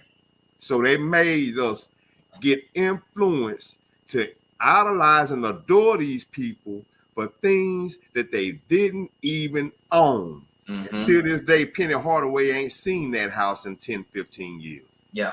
But remember when he said, my master bedroom is bigger than my house that I grew up in. I could fit my whole house in my master bedroom. And he showed all his bowling alleys and this and that. Ain't got none of it no more. Yeah. Baby. One of the girls was on a reality, was on one of these shows, The Realers, recently, and was talking about the MTV Cribs and said they had to be out of that house by a certain time. They had to clean up the mess. She said she didn't even have a home, let alone that home. She didn't have a car. She had to catch the bus. She was doing all these things, but then they put on this facade, and you got people striving for something that isn't even real. Exactly. We're gonna switch up a little bit. We got a few people on the phone line. We got Donald Toussaint. Mr. Donald Toussaint is with us on the phone line, as well as Mr. Curtis McNeil. He's with us as well, along with a few other people. I'm thinking, Toya, you still with us? Toya? I'm here. Okay, good deal. This is something that somebody came to me and they asked me this question a week and a half ago, I think it was. And I told them, I said, only time we can really do this conversation is on Way Out Wednesday. So this is grown folk talk. So y'all get ready for this. Is grown folk talk. So I'll give y'all a warning. It's not terrible. But a question was asked to me that said, well, Raheem, do you think that two people, very good friends, could be intimate with each other and still be just friends like they were before they had their adult activities? I told him, I say, what I said is based on the individuals and the maturity level of those individuals. Because they were saying to me like they had crossed the line with a friend, and when they crossed that line, the other party now thought they was in a relationship and started acting as though they was in a relationship and couldn't separate and go back to it. Hold on now, before we did this, we were just friends. We hung out, we did all these different things together. Now that we've done this, now all of a sudden you got this thing of ownership. And so I'm asking the question, and Lynn, I'm gonna come to you first, brother. What do you think about that? Can two people be intimate with two best friends? They're best friends forever. And we all I got friends that females that we've been friends forever. We've never, did anything like that. We've been friends forever. But if we were to cross that line, do you think it could stay the same or would it change? It can stay the same. It just depends on your friendship. What's the line? First of all, what's the line? Well, if once you become intimate, once you lay down, do that horizontal mumble with each other, and when it's all over, said and done, because he was saying that now she's like, we're in a relationship. No, we've been cool. Now we had our moment, blah blah blah, but that didn't change the friendship. We still should be friends, but now she's looking at it totally different. He's looking at it one way, and she's looking at it a totally different way now. Well, I mean, how many people on here got an ex-wife? Because I got one. I don't hate her. You know what I'm saying? I mean, you've had friends, got lots of friends. I mean, when you say the line crossed, did they make a pact that they wouldn't go sleep with each other? Or, I mean, what was the big deal? Well, he didn't really go into all that, but he said they've been best friends for a long time, as long as he was really best friends, and they never did it before. Because it don't matter, if you just put this in with that in, they work. Yeah.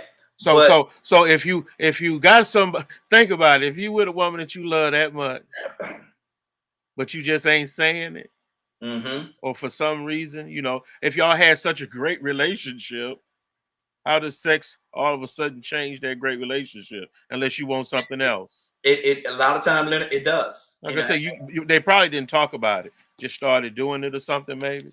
Yeah, from the conversation they had, it just happened. Yeah, if you don't have no rules happened. or anything, He lost his balance and he fell in it. That's bound to happen. That's bound to happen. Why wouldn't it happen? You can put two slow folk in a room naked, somebody coming out pregnant. Hopefully it's the woman. That's the natural part of you. So you can make all these rules or whatever, but unless you say we're not going to do this and don't do it, it don't matter. I heard it's natural. I heard Toya in the background. Toya, what's on your heart? What did you say to this? You just said what? You said he fell into it. I was just being funny. I'm just saying, I don't know. I was just being funny. The concept from the guy that he couldn't control himself, and it's something that just happened. No. That was just me. That was just me being funny. But what he was saying was, when they crossed that line, she started looking at the whole friendship. Because they've been friends. He said they've been friends for as long as he can remember. They never did that in the years they've been friendship. When they did it, when they actually crossed that line and they became intimate with each other, did a horizontal mambo. Now she's looking at the friendship differently. She's wanted it like it's more. But he just want his friend back. But they crossed lines when they, made baby notions. That's not a friend. Here we go. We finna play games again. Yeah, that's not like games. What is a friend? So because friend's not somebody that you have sex with. So because of the fact that they did that, they can't just be friends. It put a different element in it. I'm trying to understand, and hopefully he's listening right now. And so hopefully y'all gonna say something that's gonna help him. No, that's not. Friend lines is crossed, right? First of all, lack of self-control. Lack of self-control on both parties. Because if you're friends, then how do y'all wind up doing that? For one, because you're not supposed to do that with a friend. That makes things awkward. And when you get with somebody, people need to be knowing that, we don't fool around, but one time, we got intimate. But you know the deal as a guy. You know the deal. So you done got it. It ain't never happened before. So now she's looking at it differently. You know who she is. So why at this point are we in our 20s? Because I can see that happening in our 20s. Because we're still learning things. We're still learning just how to be free, how to do this, how to do that, and you know what I'm saying? Knock it out, okay, boom. But we should easily be able to recover from that. But if we're in our 30s and 40s, okay, now we're playing mind games because both of y'all knew what y'all was doing, and you know her. Now, I told a dude yesterday, if you know the woman is wrong, why are you arguing with her? We can act like we right all we want to, but you know her. And here we go back to what I said yesterday. Why did you allow yourself as the man in a relationship, in a friendship, to do such? You couldn't help it? You didn't have no self-control. And the same thing for the woman. You know what I'm saying? So it's like, just because a male and a female in the room does not mean that we have to have sex. Because I have a lot of friends that are really my friends. We've never had sex before because we friends and we never crossed that line. And we're not. You know what I'm saying? So for this situation, we got to be 100. Don't be playing the mind games. Oh, I couldn't help it. Yeah, you've been wanting it. You've been wanting to smash it. You knew that she was somebody that you couldn't get with as a woman, but you just wanted to smash, and you finally smashed. Because if that was your true friend, you couldn't do that. But see, it's like doing a brother or a sister. You couldn't do that because the thought of being with them in that way is like, ew, no. That's, you know what I'm saying? Like my brother or my sister. So now secretly, he been wanting to smash that. And that be the deal. People be hypocrites. But see, my thing is, and I can understand when you say like a brother sister situation. But if they've been best friends, they've been friends for a long time. My thing is, just like maybe he wanted to, or she wanted to, or vice versa, whatever. One of them wanted to, the other. You have to, both of them together have to want it in order for it to happen. both of them have to want it. And so to put the responsibility on one and not on the other, that's almost like the lady when they brought the lady before Jesus with the adultery situation. You have to, both of them have a responsibility. And just like he could have said no, she could have said no, and vice versa. Let me go to Curtis. Good morning. How you doing this morning? Hey, what's up, man? What's going on with y'all? Man, How y'all feeling? Hey, feeling good, man. I'm hoping you're gonna go a certain way. If I know you like I know you, you are going to. But what do you say to that, man? They've been friends for a long time, and best friends, hanging out, doing all kind of things that best friends do together.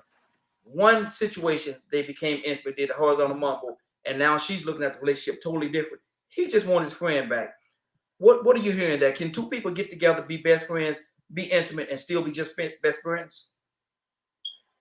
I'm gonna roll with Leonard's ideology of how this thing is supposed to get down. Mm-hmm. You and Leonard are spot on point. You know, y'all grown, right? Mm-hmm. So if that was going to change anything, I mean, you ain't say nothing about this man took it. He didn't take it. Mm-hmm. It was given to him. She didn't take it. It was given to her. You know, but people got to understand nowadays that certain things got to be communicated. And I see that a lot, even, you know, in my day-to-day activity with what I do for a living, is that people not communicating, people just automatically doing things and making assumptions that this is what it is. And that might not be what it is at all. You know what I mean? Like, so I'm in complete agreement with what you're saying. If there is a problem, then you can't put one before the other, because it sounded to me like both of them was out of pocket. Mm-hmm. You know what I mean? Like, so she can't be mad at him because he's like, yo, hold on. When we changed the play, mm-hmm. QB, when we changed the play, now you told me, you know what I mean, get skinny on a post route, you throw the ball to an out route. When we changed the play, man. Mm-hmm. So, no, you absolutely right, Raheem. You absolutely right on that one. Like, if there is gonna be an attitude, it needs to be one that's had, or it needs to be an attitude because there was a conversation and an agreement prior to the two even having whoopee, and okay, we agreed that this is how it's going to be from here on. Mm-hmm. But lastly, to chime in with what Leonard said, I have an ex-wife myself. Me and my ex-wife are tight. There's no sexual relationship, none of that. I trust that woman with my life. Mm-hmm. You understand? So I know I do have an idea of what it's like to be friends with somebody you've been intimate with, closely intimate with. I have 2 kids by her. And although we were intimate, we now have a friendship, a true bottom line friendship. So, you know, it is what it is, man. People are animals at the end of the day. We forget that. Mm-hmm. People are animals. Mm-hmm. Wow, good deal, good deal. Toussaint, what do you say to that, brother? Good morning. How you doing this morning? I'm okay. I'm just listening, man. You ain't gonna comment on this one? I can. Mm-hmm. Let me hear you. Let me hear you, brother. Let me hear you. You know, because I want to say something that's not proper. Uh-oh. Because we live in a society of a bunch of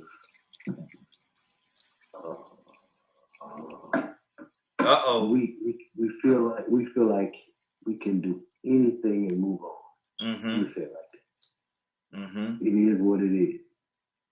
We're gonna do this thing and it's going with our lives. We're not even gonna worry about whether you get pregnant or not. Mm-hmm. It's just another day. Here's our mentality, especially here in this country. Everybody does it. Mm-hmm. That's the attitude. Yeah. That we have. But the bad thing about that is everybody can't handle it. Mm. So if the wrong 2 friends get it, get it on together, you might wind up with a fatal attraction. And then don't let your friend and you be married. Then all of a sudden they show it up at the house at unopportune times. That's even a word. We'll let it slide. We'll let it slide today. Yeah, and then not only that, we have private videos that we make with people not knowing that they're being videoed, and all of a sudden you're on Facebook or Instagram, and you're all showing it. The one partner is showing it for the whole world to see, just to get likes and hearts. Wow. Okay. Rico, what's on your heart, brother? Talk to me. Man, everybody hitting it out the park, man. There's so many different directions to go in. You know, I like when Toya said that about the brother and the sister.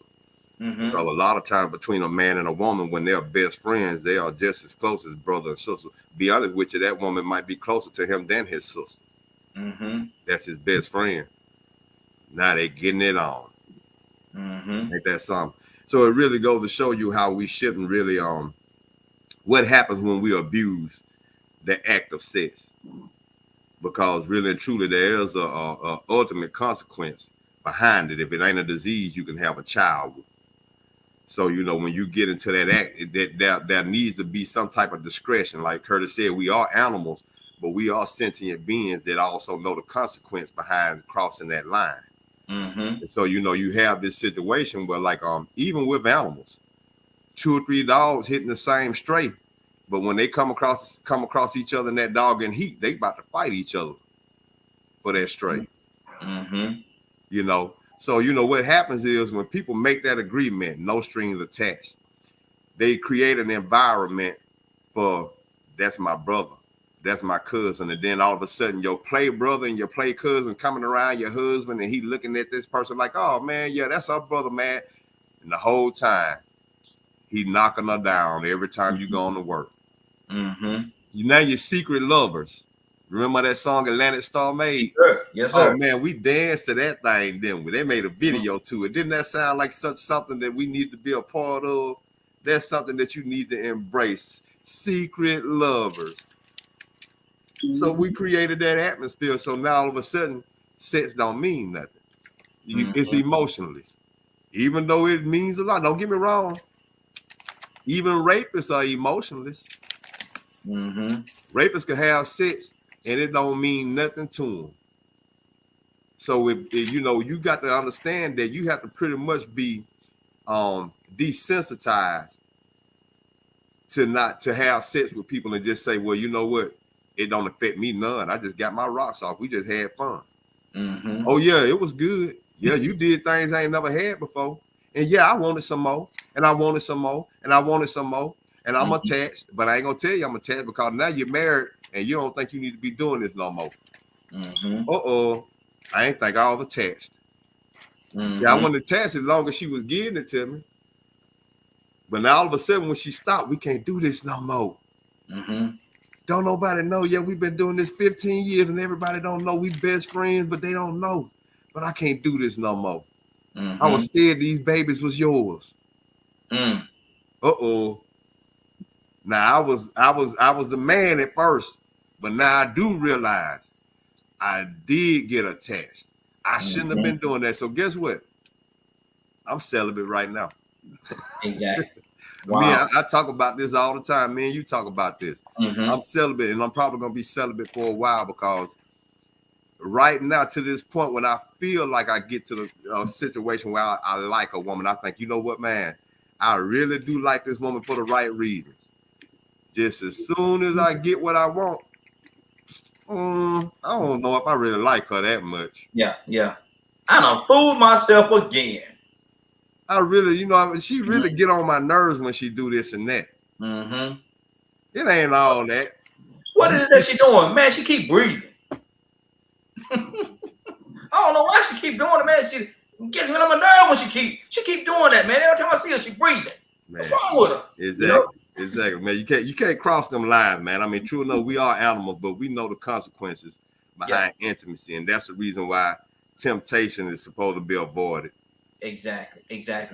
Badger, talk to me, brother. What's on your heart? Can two people be friends, best friends, and become intimate and still be just friends? Oh man, I fell in for that trap too many times, and but it was usually the woman that says, Badger you was know, no. Go ahead, brother. And I don't agree. I think it's very possibly a way to put yourself into a trap or a situation that, unless both people are truly understanding of what the actual agreement is, I don't think it's something that should be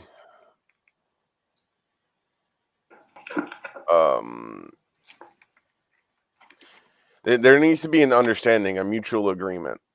If that makes sense.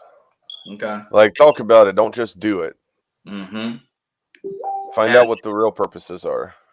Have the conversation first before you jump off into that.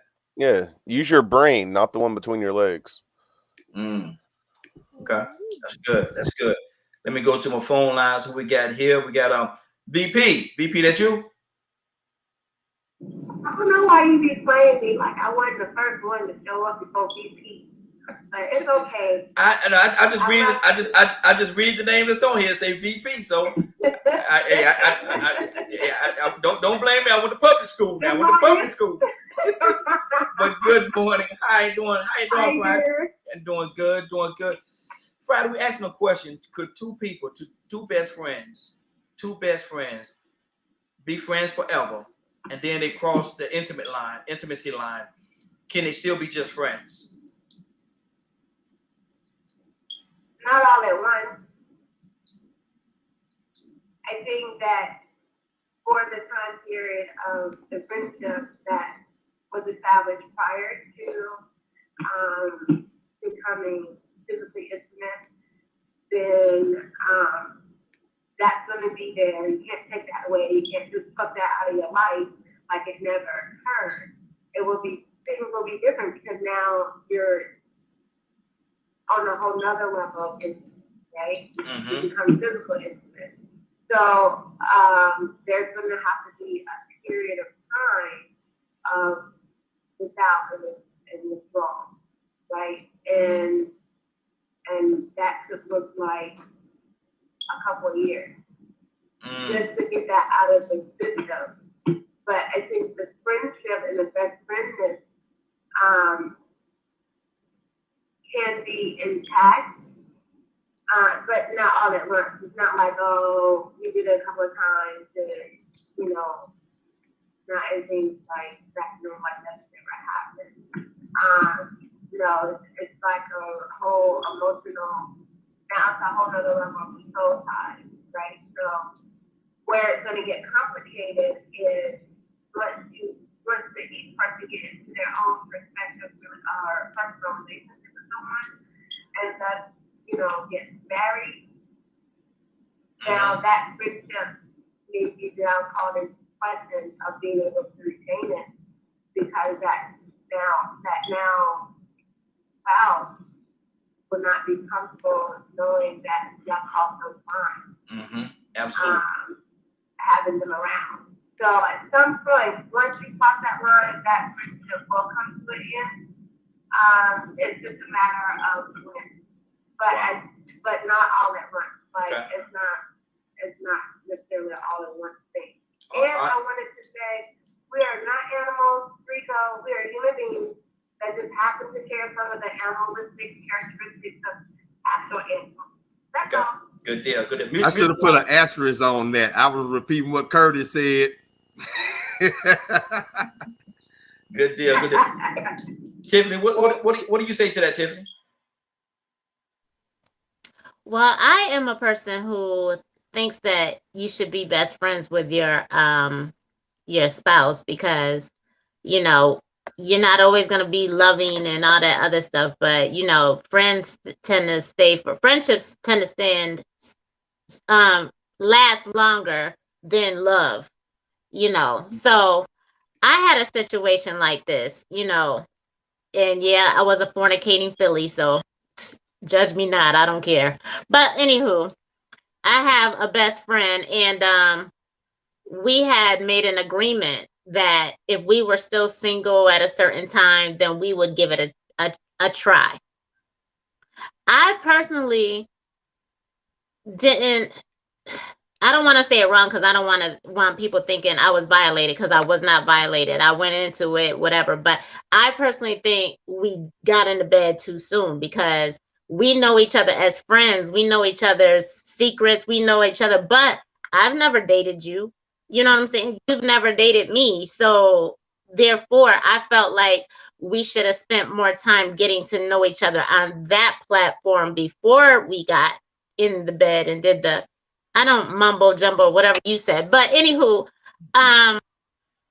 we spoke about it, and he said that the reason why he would never get with me in the past is because he would always say, you are such a dude and you just drop guys like whatever, whatever. And so he said, and then when I get with women, they always get attached. And I was like, boy, please, you should know me better than that. I'm not that chick. So things happened.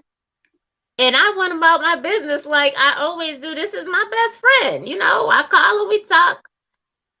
Are you at the studio? Yes, I'm at the studio. You said you got off this. You said your show ended at 11 o'clock. I'm like, excuse, my father lives in Syracuse, New York. Like, I don't know. What? Did you get home yet? Why are you out so late? You said that you was going to be home at such and such and such.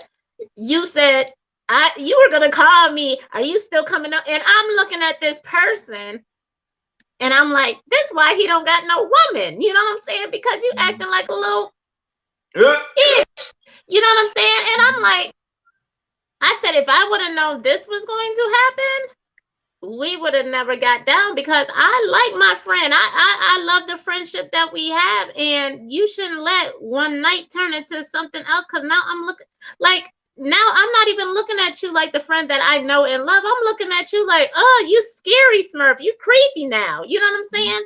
So I had to remove myself from the friendship a little while so that he can get whatever he needed to get out of his system, so we can go back to the friendship. Because I love my friend more than I love whatever that was in the bedroom.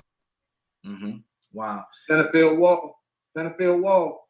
Centerfield Wall. Exactly. That's what you just took it. Mm-hmm. Exactly. Now, were you able to rekindle the friendship?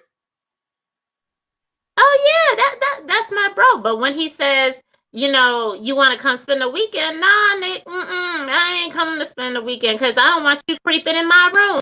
Yeah, yeah.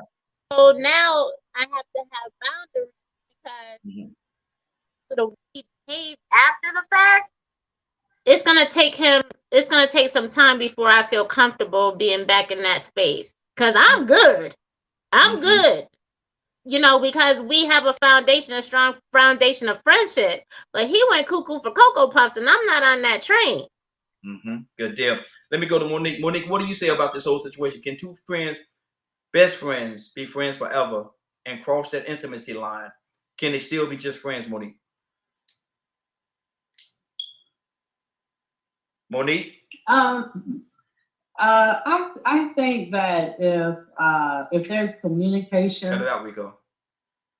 in the beginning, and it's honest communication, I think it's possible, but I think it depends on what's inside that communication. Because I've seen situations where, they say, okay, we're gonna be friends, regardless of what happened.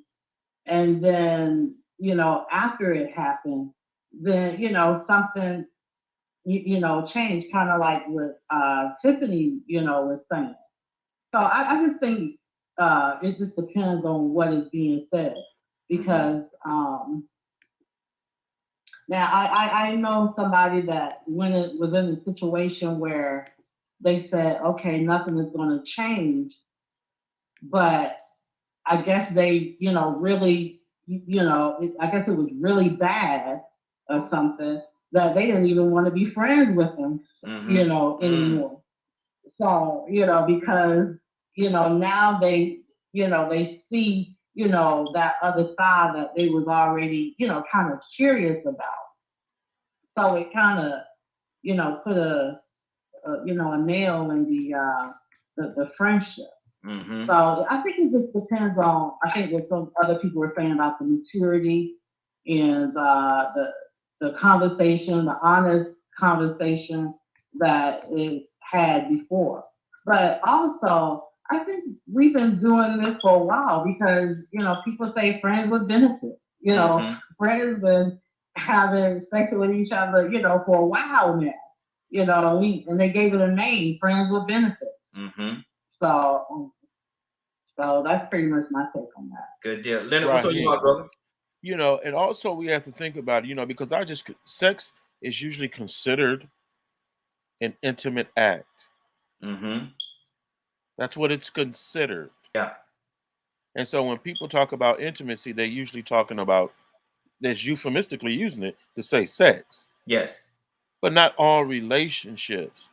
There are intimate relationships that don't include sex. So, and I, just being candid about the whole thing, I hear what some people are saying, but it's not always intimate just because you sleep with somebody. Really, it's not. If you come through, I'll knock you down. You know what I'm saying? That ain't. Man, I wish I had this, that, or that. Shoot, what time you trying to hook up? I can remember being like that. So I have a lot of friends females that I don't have sex with, and they know we don't have that relationship. We just really close friends. But now, if you call me, it was nothing all that intimate about it, really. And I used to watch these skits. I mean, there's some good shout out to these young filmmakers on social media who are making relationship films, little short cuts. And the name of that film may be Can I Smash?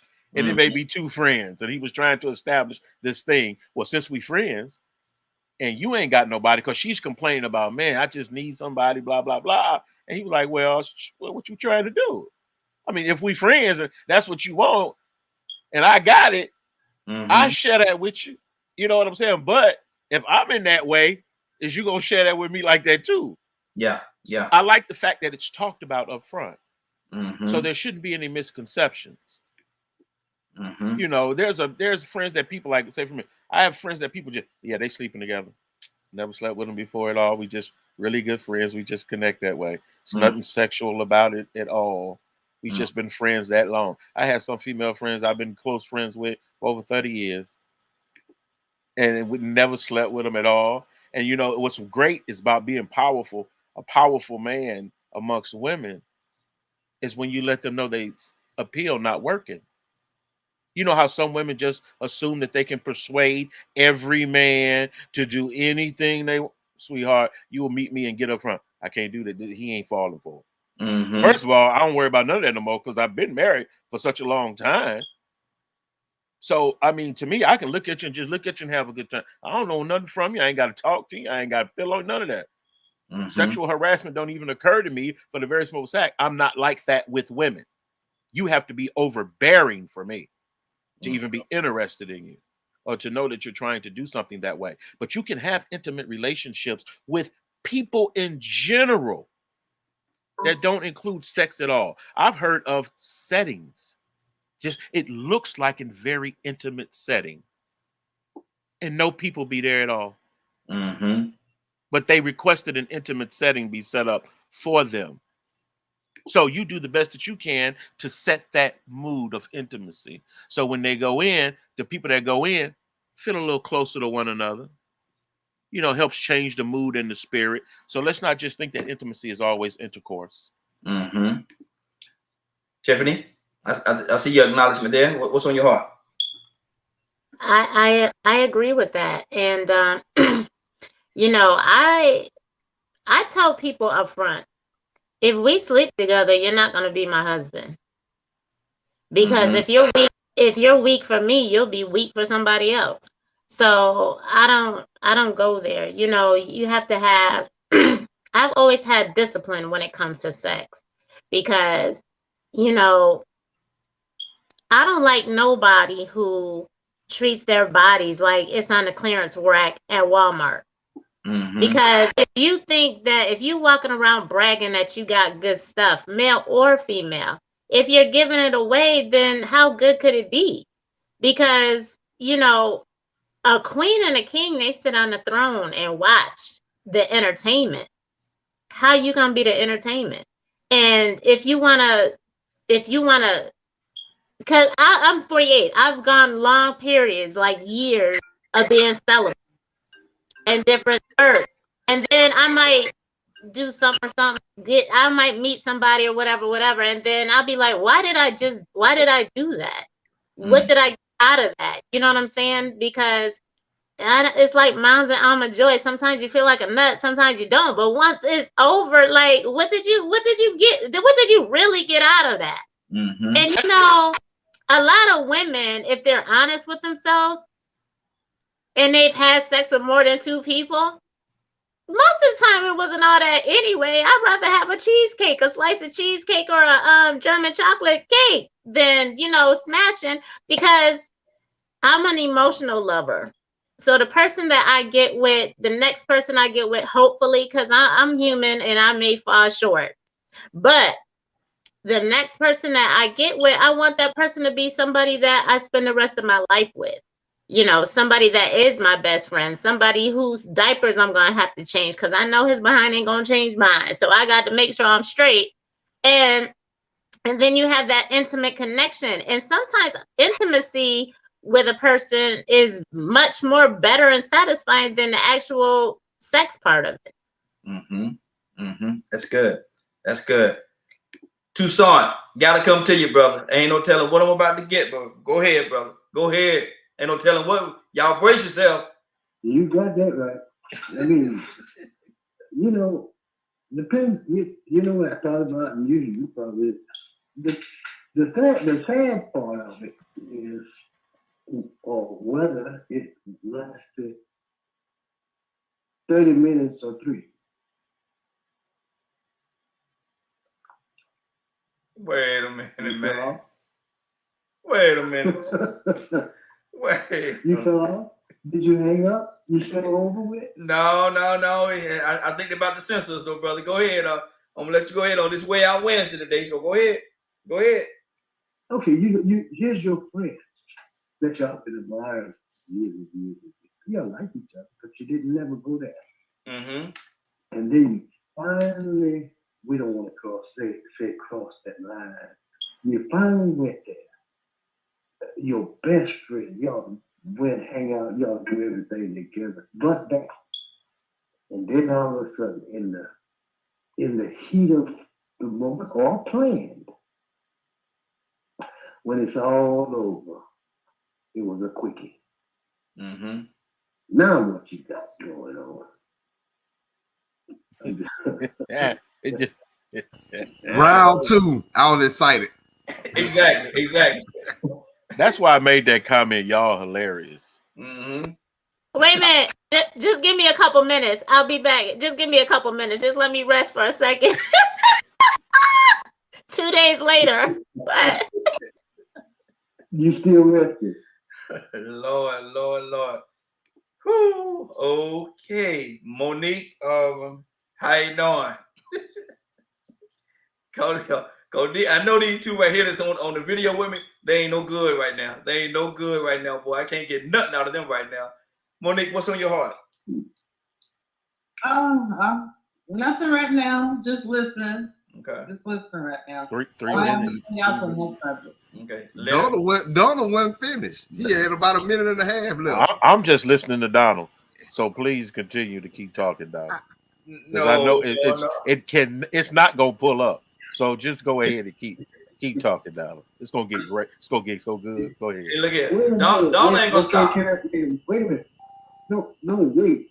Look, wait a minute. Hold on. Let's go here. You used up 1 minute. You ain't got but 2 left. Go ahead. Exactly. Okay, are you sure I'm not on mute? Here's the other part of it.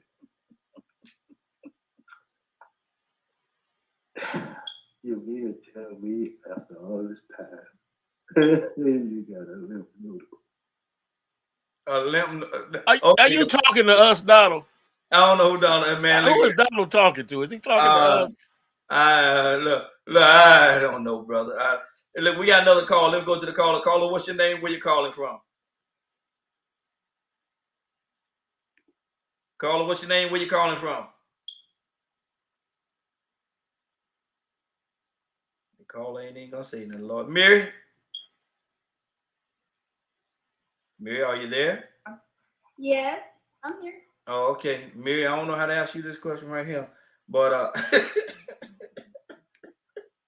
What's up? I don't know how to. Better let that go. Better let that go, cuz. Hey, shift topic, new topic. Yeah, we got. Not your baby girl. Not your baby girl. Yeah, my baby girl. No. You don't want to cross the line with your baby girl. There you go. Man, no, man. This is the way I win. So what's on your heart today? What's the question? Ain't no question. What's on your heart today? Ain't no question. No, ain't no question. You're not asking the question. You're not asking. You gotta cut it out, bro. What question was asked to others? Okay, Mary, he's the question asker.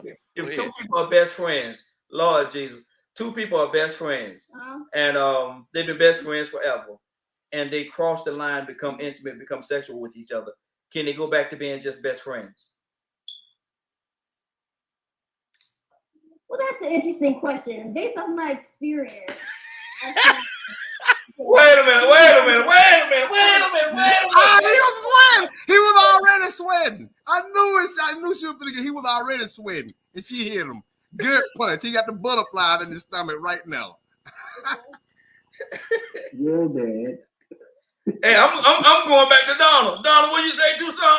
I'm going back to Donald. I want to hear Mary. Mary is an awesome young lady. So I'm sure what she has to say is in the line of being who she is.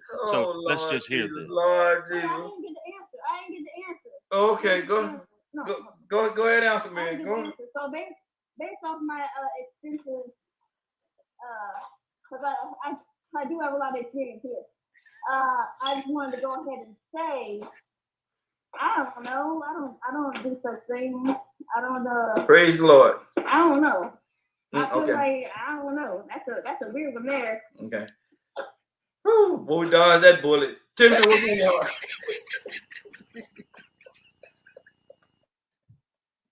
Timothy, go ahead, say something, girl. Say something. You know what?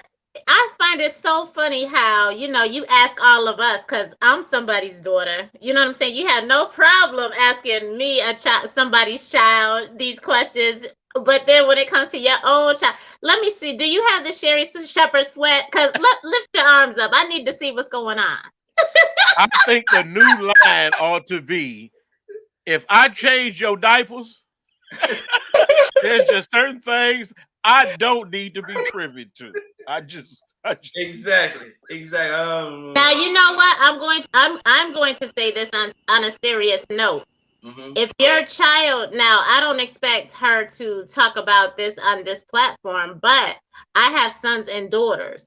And if you're going to talk about sex with anybody, you should feel comfortable enough to talk about it with your parent. And my children, sons and daughters, they come to me and they share things with me, because when everything's good, everything's good. But if everything goes wrong, who are you going to talk to? A lot of times there's people out here, not my children, thank God, but there's kids out here that's walking diseases and walking this and walking that because they can't communicate. They don't have anybody to communicate with because they're afraid and have a fear. So your parent, with my children, I always said that I will always tell my children the truth and always allow them a platform to tell their truth, because they have to have one person on this planet that they can turn to. And a lot of times we turn out to outside people when you need to bring stuff home. So I always give my children a safe space to tell me anything. I may not like it. I may go in the bathroom, jump up and down, count to 1,000, blah, blah, blah, blah, but I'll come back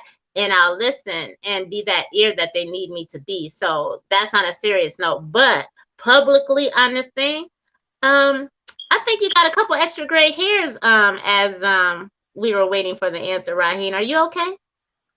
Yeah. Yeah. Are you sure, Raheem? Hey, man. Raheem's stomach was hurting. And he can't wait for me or Leonard to get on here so he can go to the bathroom with some wipes. He feel a little bit better now. But boy, that stomach was bubbling, boy. When she went to answer that question, she said, from my experience. Oh, Lord. Oh, man, no. Because now, you know, he feel like he hit the lottery. Now he's like, boy, I got a good daughter. I knew how Mary was going to answer that question because of her general character. You know, I've never met her personally, so to speak. But, you know, the way she speaks and how she's talked before kind of lets me know. But seriously, even with my sons, I'm very direct in things about sexuality. Like one, since it's Way Out Wednesday, you got a bill on the table right now where somebody believes it's a great idea that the schools should be calling the home to tell them that their children are gay. And the LGBT community is against this because they don't believe that these children should be outed to their parents without their consent. Now think about it. Somebody actually has a bill to propose to the legislature about this issue of sexuality. And this is why I believe that your sexuality should be your business. Yeah. I'm more on the line of don't ask, don't tell. That's really my policy for the most part. I'm not interested in your sexual behavior. And Leonard, to your point, man, and I feel the same way. Don't ask, don't tell, because I don't want to know. I don't want to know. You know, if we doing business together, and you're that way, you know, if you're not just outgoing and flamboyant and just put it out, broadcast it to everybody, and you're a certain way, be that way. You know, just let's do the business that we have to do, conduct our business. You go your way, I'm gonna go my way, and we'll see each other again when it's time to conduct some kind of business. But I don't want to know what you're doing over there. It's not important. It's not important to me to know who you laying down with, who you hugging, who you kissing, and all that stuff. I don't want to know that. You know, don't even. We only have that discussion, bro. And I'm really worried about someone's mental capacity who wants to be known that way. Like Rico used to make references, like when we're younger guys and stuff. I didn't share this stuff with other guys. If I'm with a girl, I'm not coming back telling Rico. Yeah. You know, if we were just talking, it was a matter of conversation between me and him as a best friend situation. And I feel that he's an intimate friend. I would share that with him. Because I know he wouldn't probably go do it and say to something else. But if I know you're the type of person to go and do and say, we're not talking about none of that because that's personal. But now we live in a world where somebody will turn their drawers inside out and believe they ought to show them to you. Good Lord. For some reason.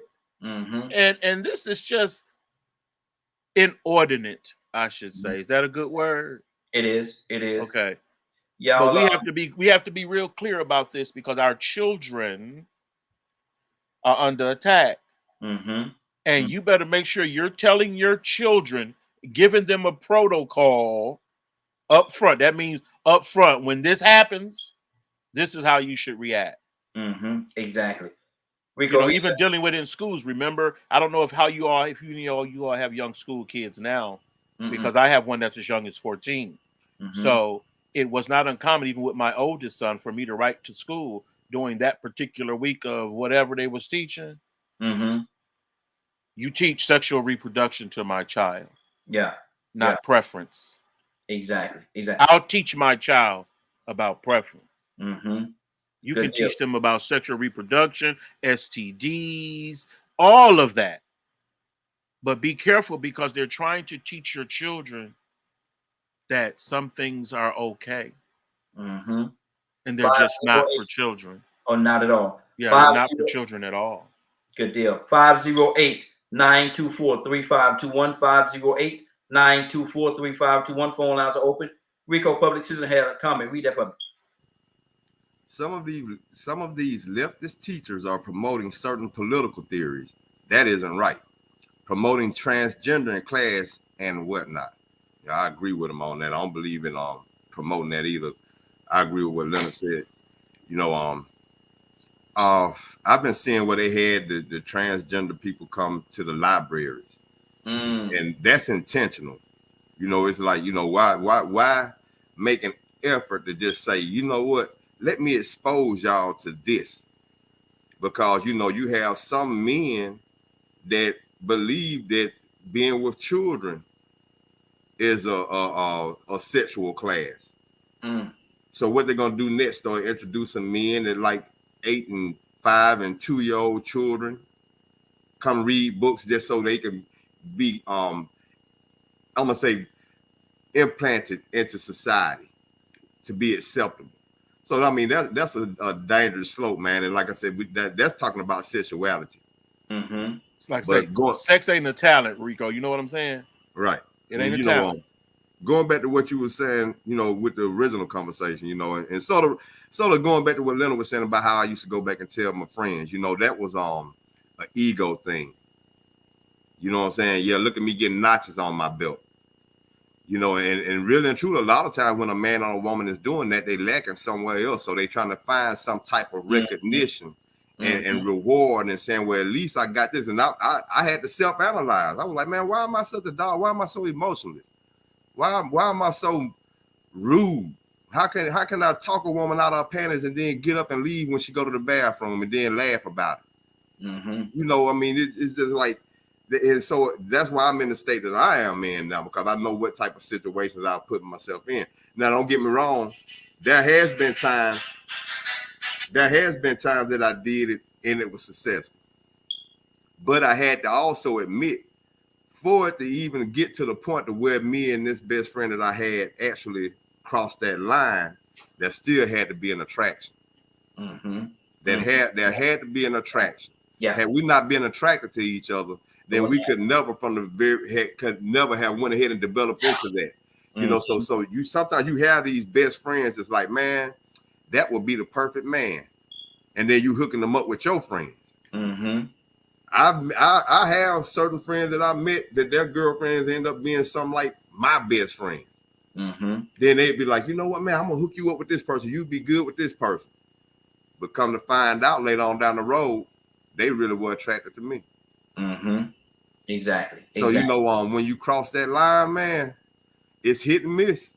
You know what I'm saying? Sometimes it might work out to the point, you know, ain't nothing funnier. I ain't gonna even say funny, but man, it takes a person to get sort of sideways to even be able to talk to the spouse of the best friend and tell them, nah, man, we ain't never been together. You got a good woman. She wouldn't do anything like that to you, man. I don't know if I was you. If I had the opportunity, I'd marry her, but she's just my friend. We just very cool. Hang up the phone, and I'm like, man, I lied. Yeah. I lied.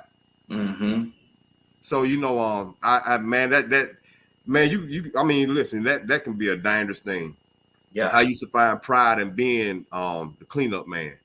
I didn't want to be the one that was dedicated. I wanted to be the cleanup man. Wherever he's messing up at, cool. I pick up the slack. I just don't want to be dedicated to all this other stuff that goes with it. You know, and so that mindset is part of the reason why I'm celibate too, because I have been completely unhealthy with the way of my outlook on sex. Ruin some friendships. Now, Tiffany, you know that's not allowed. You know what?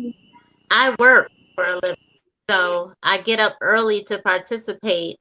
And when you're late and stuff like that, I still got to get up and stuff. So that means I'm going to be yawning sometimes.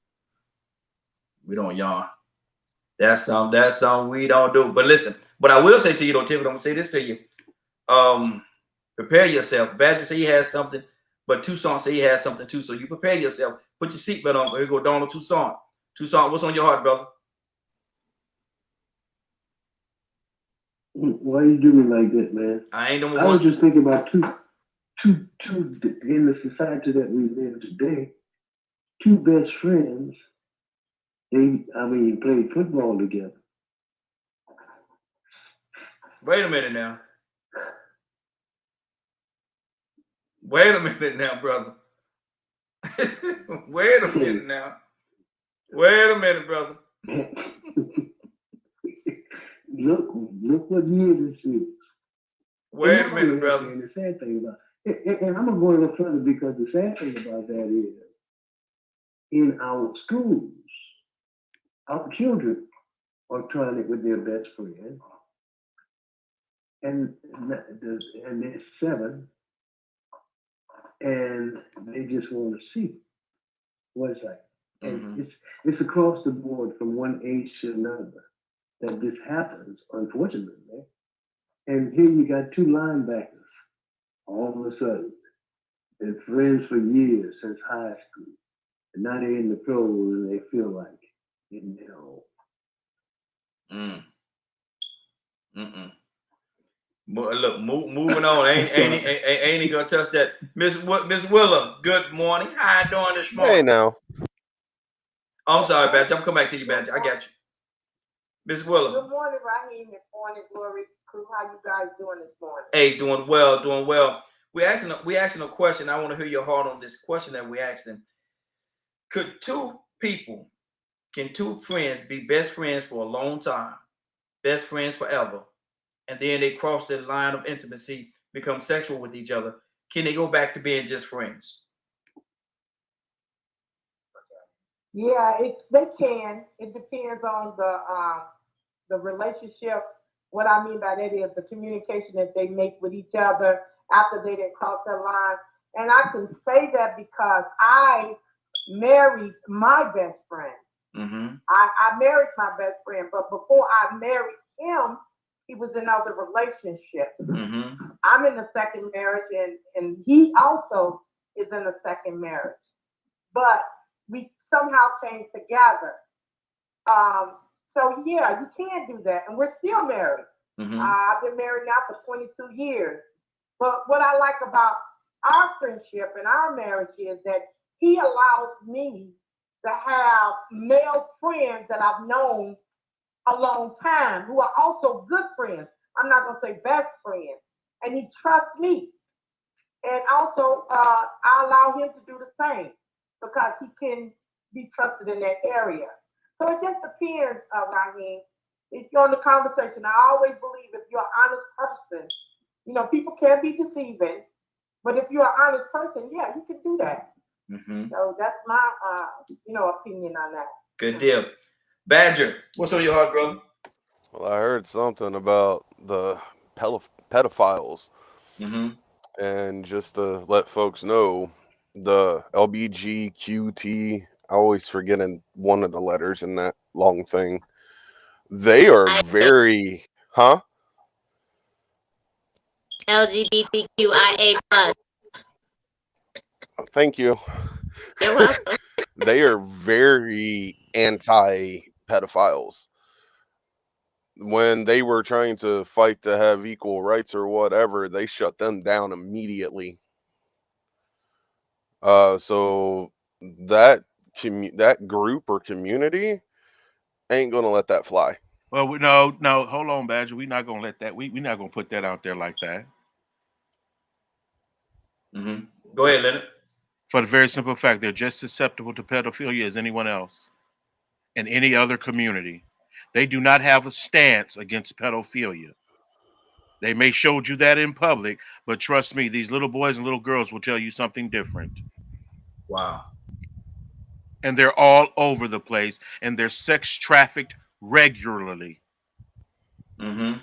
So let's not put that out there that these people are so against pedophilia because of them little initials in that community they've created, because that's not true. Wow. Tiffany?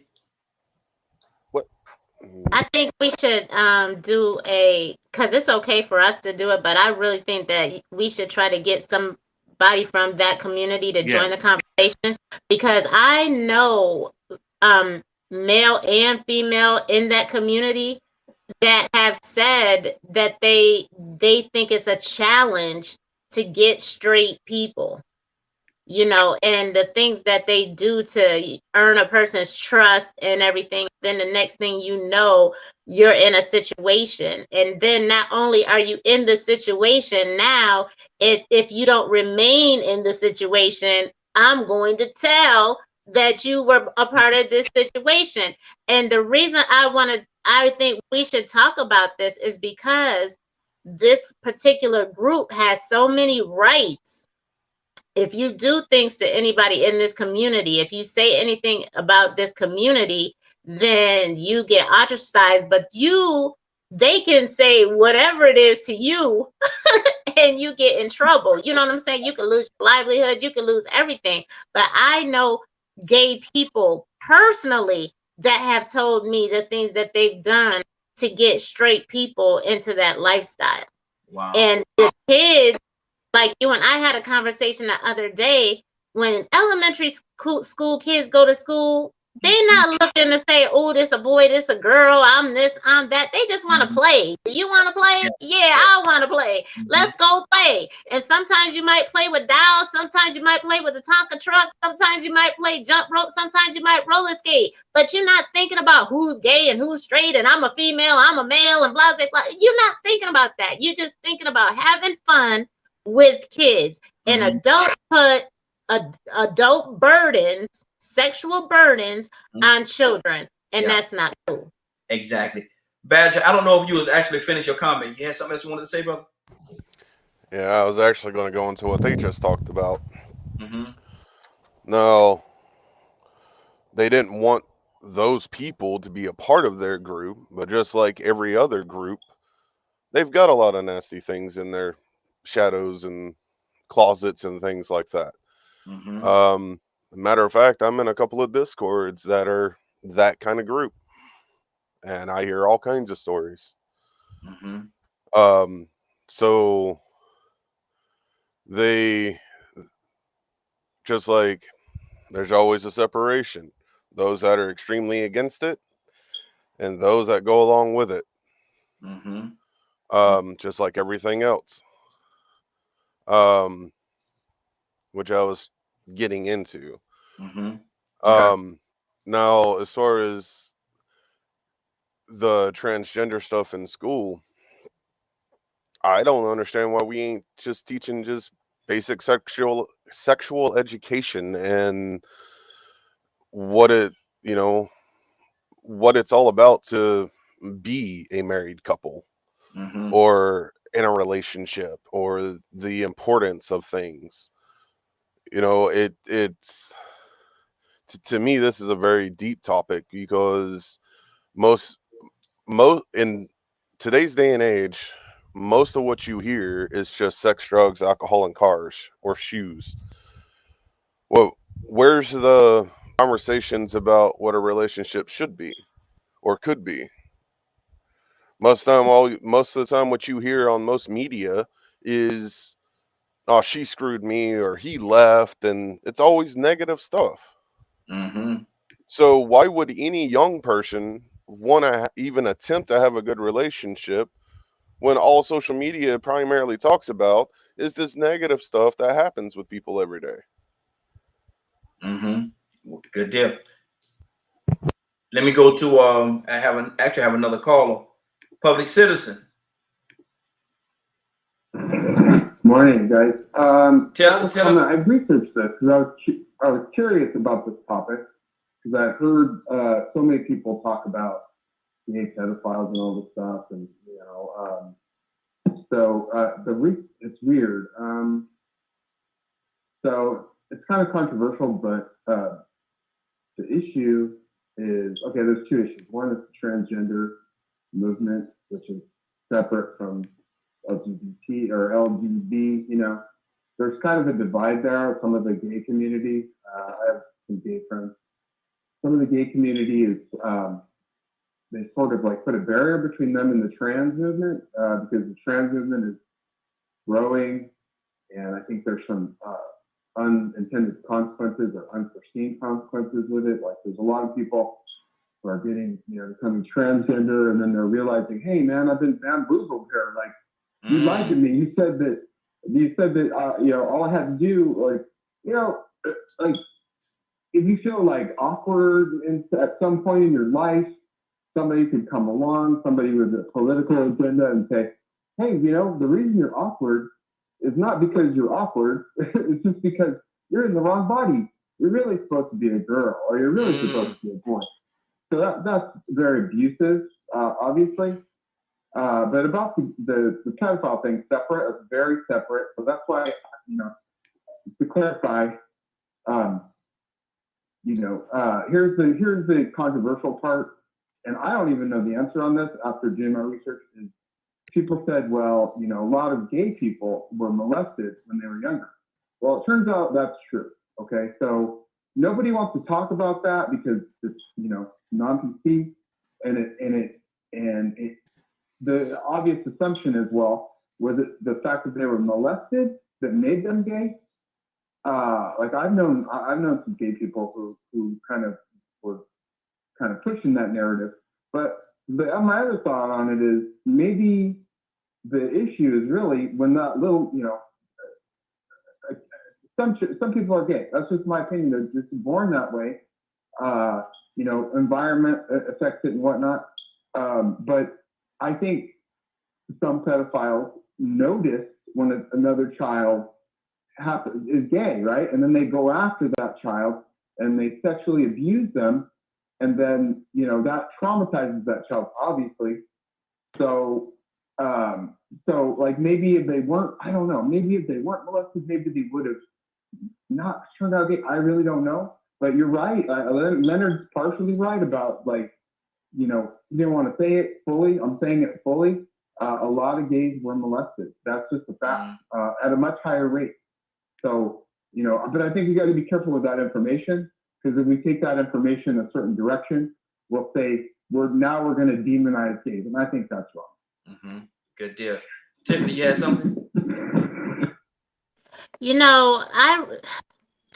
It's funny, I don't remember what I ate yesterday, but I remember when I was in kindergarten, and we had a swimming pool in our school, Dr. Weeks Elementary School, Syracuse, New York. And this girl, we were in the bathroom changing into our swimming clothes. And this little girl that was in my class, she started touching on me, right? And I got scared. I got scared because I got scared, but later on, one of my nieces, when she was young, well, my niece-in-law, whatever you want to call her, she came over and she started rubbing on my leg, and she was young. And I told her, you do not do that. And the thing is, you learn that from somebody. There is, you know what? And I don't want to say nothing about nobody, how they feel about God or nothing like that. And I'm not saying, because to be honest, I don't know the origin of homosexuality, but I will say this.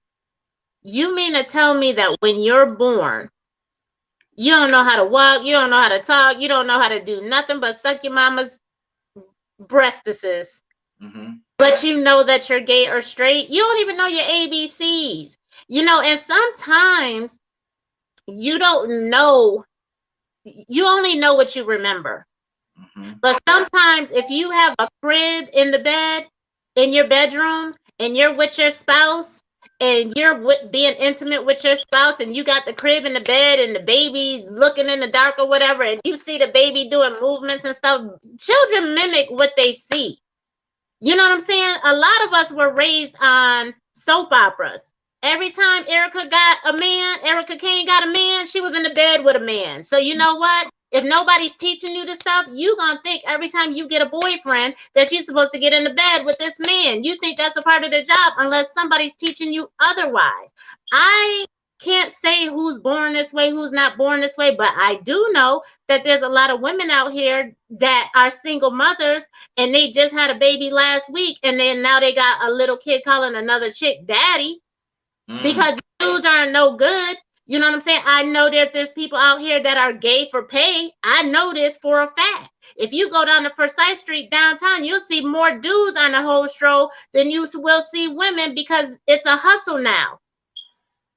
So we got to be careful that, you know, with back in the day when Montel Williams was on, everybody was born this way. Now you got all these different sets. And I have a sex educator that comes on my show, and we were just talking yesterday, and she was talking about how the community doesn't like bisexuals because they won't pick a side. So you know what I'm saying? It's deep. It is deep, and we got to stop saying that you're born this way, you're this, you're that. Let people be kids. Stop putting these burdens on kids. They're kids. All of us were wearing dresses back in the day because nobody was wearing pants. You know what I'm saying? Nobody was wearing pants until somebody created pants. We just covered up. Shorts weren't even introduced until the 1930s. You know what I'm saying? And we dictate what's sexual, what's not sexual, blah, blah, blah, blah. And we're giving these babies way too much information. And now they're out here killing themselves because they're forced to believe they're this way and that way and all that other stuff. But they can't even spell the stuff that they're traumatized about. Absolutely. Rico, I saw your acknowledgement there, brother. What's on your heart? Yeah, I mean, everybody's hitting it out the park again, man. I mean, you know, like she said, it's getting to a point now where men are doing it. It's a hustle, and it's also a demand. Because there's other men that's buying these men instead of buying women. It's a choice. So, you know, you know, she said something real deep, man. You know, this learned behavior. You come into this world, man, and your consciousness is trying to grab and relate to whatever it can. I mean, just think, people born in China are gonna grow up learning Chinese. They ain't gonna learn English unless they're around somebody that's teaching them English. They got to learn how to adapt and comprehend what's going on. So I can remember the first time I saw somebody having sex, I walked in on my mom and dad, and I remember crying. I showed out. Boy, I seen my dad on top of my mom. I thought he was beating up. Why you hurting my mama? Exactly. Right? So he had to jump up and shush me out the room. You know, then I had just got to the point where I was sleeping in my own bed. Mind you, now this, you remember I told you once before, my parents, they get surprised all the time because I could go back and tell them things that I remember. And they're like, wait a minute. You still remember that? Yeah. You too wrong. Did you even realize for you to comprehend what was going on? So some people comprehend a lot sooner and some don't. They get taken advantage of, but whatever they learn, that's still going to be the way things are. So now, if you find somebody that's vulnerable, being neglected, not being nurtured correctly, little boy or little girl, they're going to adapt to whoever is giving them the quality time and the nurture. Whoever's giving them the attention and the affection. Imagine having somebody feed you and bathe you, but they slap you and they treat you rough and they treat you real mean, and then all of a sudden you get around this little gay dude that, oh, you'll be all right. Give him some candy. They give them, they rewarding them. We're gonna give you this reward, and little by little, I'm gonna become your favorite. But now I see now that I got the opportunity to influence you. Now the problem is, like Tiffany said, they got adults influencing children with stuff that's really too early for them to even be worried about. So now they're growing up confused. You're seeing people having these changes, like Public Citizen said, they want to change their mind. And I know a woman right here from here right now. She's a content creator.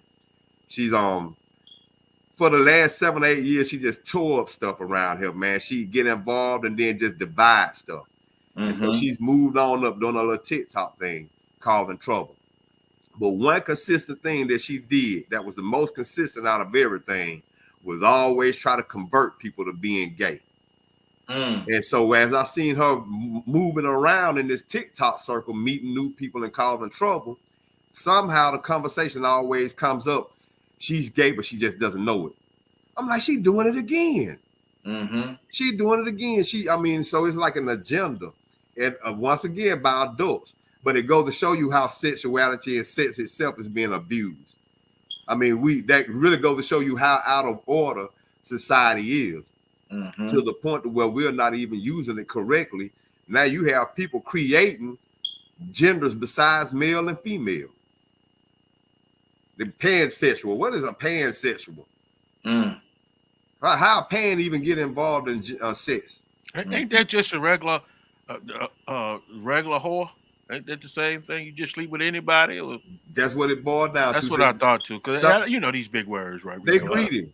They greedy. And see, that's the reason why I understand. I think it was Public Citizen saying that about the people in the gay community getting mad about all these alphabet. Really, well, not making a choice between bisexual, because to be honest with you, some people are just curious, and they grew up being curious and not having any guidance or any kind of barriers.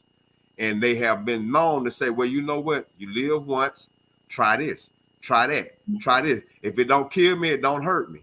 And so they willing to try anything and throw sexuality into it, throw what we call it, ecstasy into it. Throw ecstasy into that mix.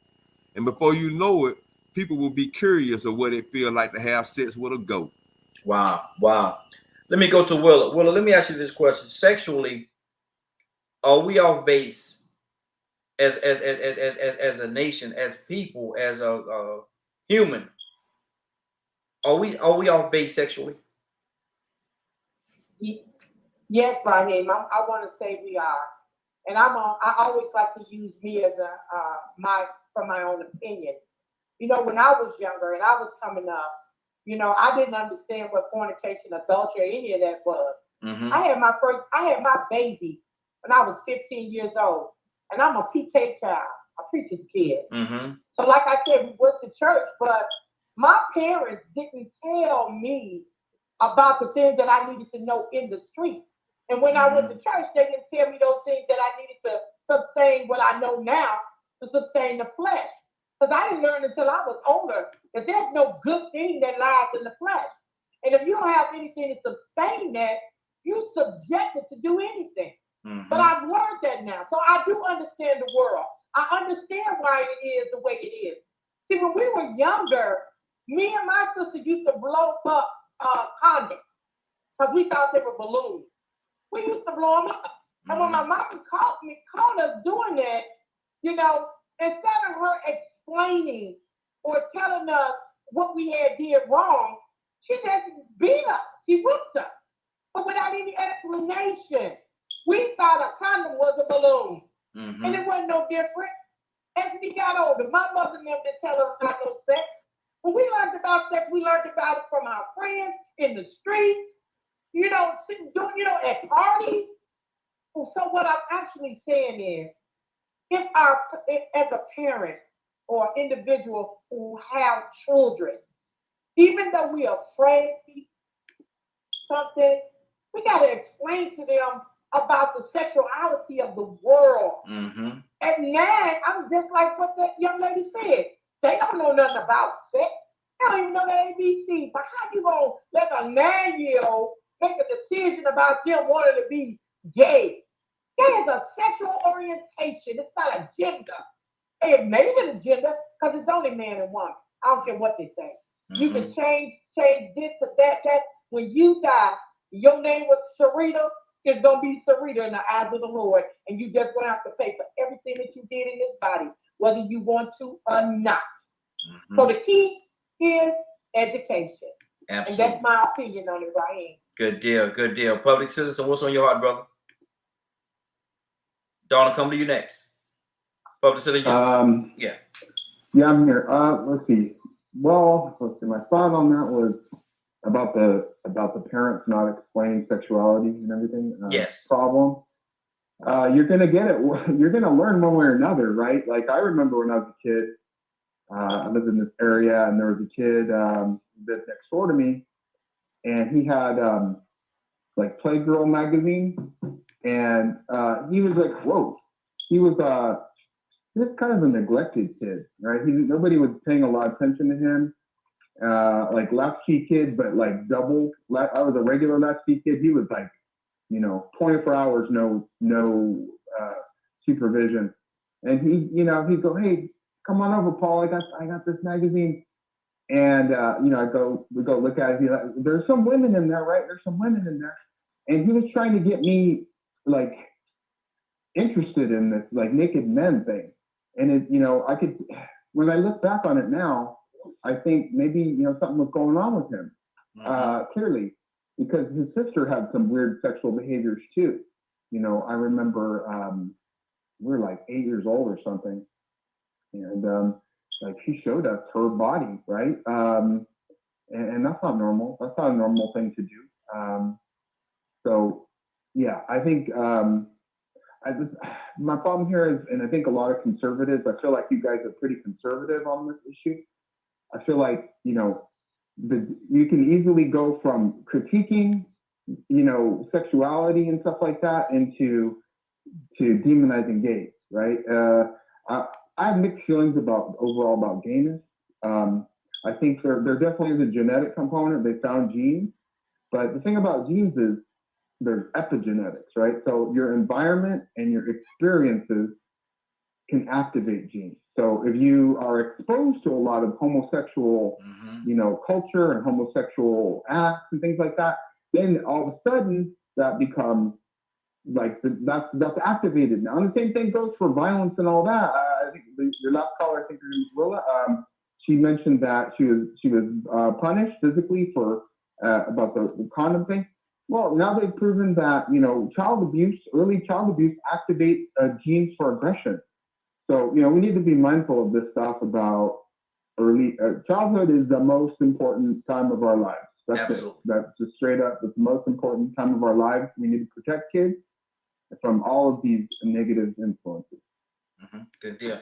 Tiffany, you had something. We got to get ready to get out of here in just a second. It's 10:02. I just want to say, you know, we have to be careful about, you know, we have to understand where we live. We live in a corrupt society. I spent the summer in New York City in 2019, and my friend who lived in the Bronx, she said at 3:00 in the morning, this truck was coming down the street spraying some stuff. And he told everybody to go inside. He said, go inside, put towels against your door, close your windows, and do not come out here at this time of night because they spray stuff.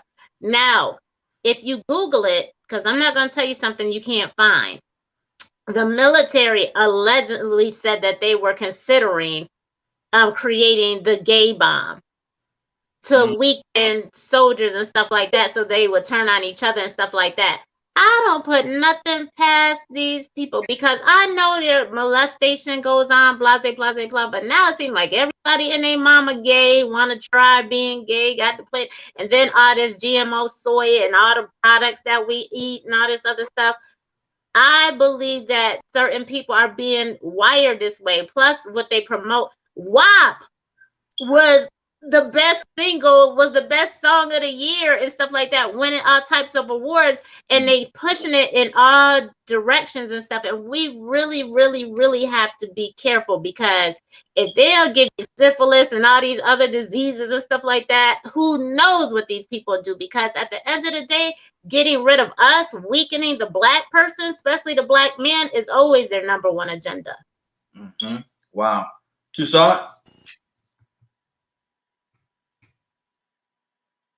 Yeah, well,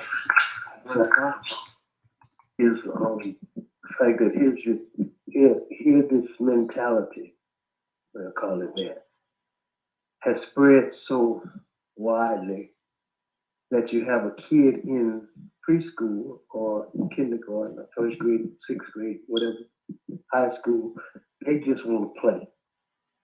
But because it's so promoted in society, it actually, and we don't call it that, kid go out into the bathroom after playing, and he just want to use the bathroom, and his friend that he goes to class with, we don't want to call it that.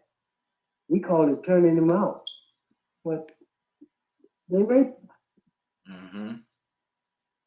And so we say later on, oh, my child discovered that all this time they was gay. No, something happened. And that happened, and I'm not, we all have a little sense of wickedness in us, sinfulness, disobedience in us. But then there's, all of a sudden, there's this plague that's I can't call it that because you're going to say, well, these, oh, that hates me. No, there's something going on and causing us to not act like we were designed to act. Mm-hmm. And I'm not getting it. To the point where we're satisfied, to the point we say, don't say that because you're going to offend them. Mm-hmm. Wow. Leonard? Hold on. Sir. Yeah. I want to close out with you, Leonard. Tiffany, you had your hand up. You had something on your heart? No? Okay. Leonard, what's on your heart, brother? Well, I think, it's a lot of good perspectives that came forth, but you need to realize what is for you and what is against you. It's everybody's responsibility to do that. You don't get to blame nobody else for the wrong that you do because you did it. Mm-hmm. If you are happy, be that way. You should always want to be happy. Don't worry. Right. But if something is causing you so much frustration that you want to kill yourself, something wrong. Mm-hmm. Something is wrong. Yeah. And we need to make sure people get help for it. But we also we have to respect everyone. Mm-hmm. And do understand, if I got to go along with everything you say and agree with everything you do, I don't want you as a friend. Exactly. I simply don't want you as a friend. And that's my word to young people. Don't be jumping through other people's hoops. Mm-hmm. Because it is so sad for these children and this upswing in suicide related to this issue. Mm-hmm. When it doesn't have to be. Exactly. And those people in the LGBTQ, I know a lot of gay people just very close in the family, all of that. But they're just as respectful as I am to them. They don't demand I give them more respect than they're willing to give me. Mm-hmm. And we're going to eventually work to the point where we get to destroy this myth that gay people have not been able to take advantage of all the things that society has to offer. Because this is why you see it going, because these people have always been gay. There's been gay people all over the place forever. They've participated everywhere in everything and have never been excluded. Mm-hmm. This is why it's so easy for me to say, yeah, I'm a Christian, I believe a certain way, and blah, blah, but you know what? If gay people want to get married, let them go down there and get married. Because I don't want school teaching morality or anything like that, and everybody's morality is different. But respect, we can respect one another. Mm-hmm. And so to leave people with that, do your best to respect one another. Let me ask you this question. And we're gonna end with this right here. It's been pushed, and I say it's been pushed a lot. The whole community is actually being shoved down a lot of people's throat, willingly and unwillingly, or whatever the case. But if you were the pastor of a church and a gay couple came to you and they wanted you to perform the ceremony, would you perform it? No. No. Okay. You can go get married down at the courthouse, mm-hmm. but you won't tell God what to do. Mm-hmm. That's the agenda. Mm-hmm. To defy even God in the temple. Mm-hmm. This has always been the agenda. Go study the history, what people have done on altars across civilization. Mm-hmm. That's what's different about a Christian altar. Mm-hmm. Because you don't make strange sacrifices on that altar. Exactly. Rico, what's going on at 3:00 today, sir? If you missed today's broadcast and would like to see it or hear it in its entirety, you can tune in at 3 p.m. Eastern Standard Time on www.dklmediagroup.com. Good deal. Now, Willa May? Willa? Yes, sir. Now, every time you're here at the end of the broadcast, we're going to come to you to pray us out. Because Rico assigned you as the prayer outer. He said you're the prayer outer woman. And so if you ever hear, you make sure you stay to the end of the broadcast because you're going to pray us out. Amen. Are you ready? I don't mind doing that, Raheem. Oh, yes, ma'am. And let everybody know it's not me, but it's the Holy Spirit that dwells in me. Come on now. Father God in heaven, Lord, we are coming to your throne of grace this morning with a humble heart and asking you, oh Lord, to continually give each and every last one on this line the wisdom that they need, the guidance that they need to be lined up with your will. Father, we love you we know that you are able to do anything but fail. Continually allow us to be joyous together, have a good time. Touch each man on the line, touch each woman on the line. Father, in the name of Jesus, we decree it. We already believe it in your son Jesus' name. Amen, amen, and amen. Look at Rico, can't stop smiling over there. Man, I love when I hear that woman pray right there. Then she's so short and to the point, man. I mean, man, listen, I feel something. I mean, I hear a lot of people pray, but her passion, her spirit, oh, it's real. Yeah, absolutely. It's real. So, you know, when I hear her speak, man, yeah, I feel some type of way. So look at Rico. If you ever come to me and say, Raheem, I need you to get somebody to pray for me, you want me to call her, huh?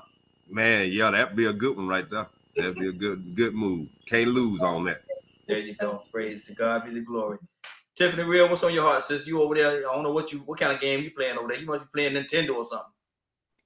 You know what? I work even when I'm not working, sir. You know, I do have a show of my own too. Okay. You know. I know. So you'll be on there today. Exactly. You're gonna be on there today. Yep. What time, man? Put your hours up, man. You know, we don't.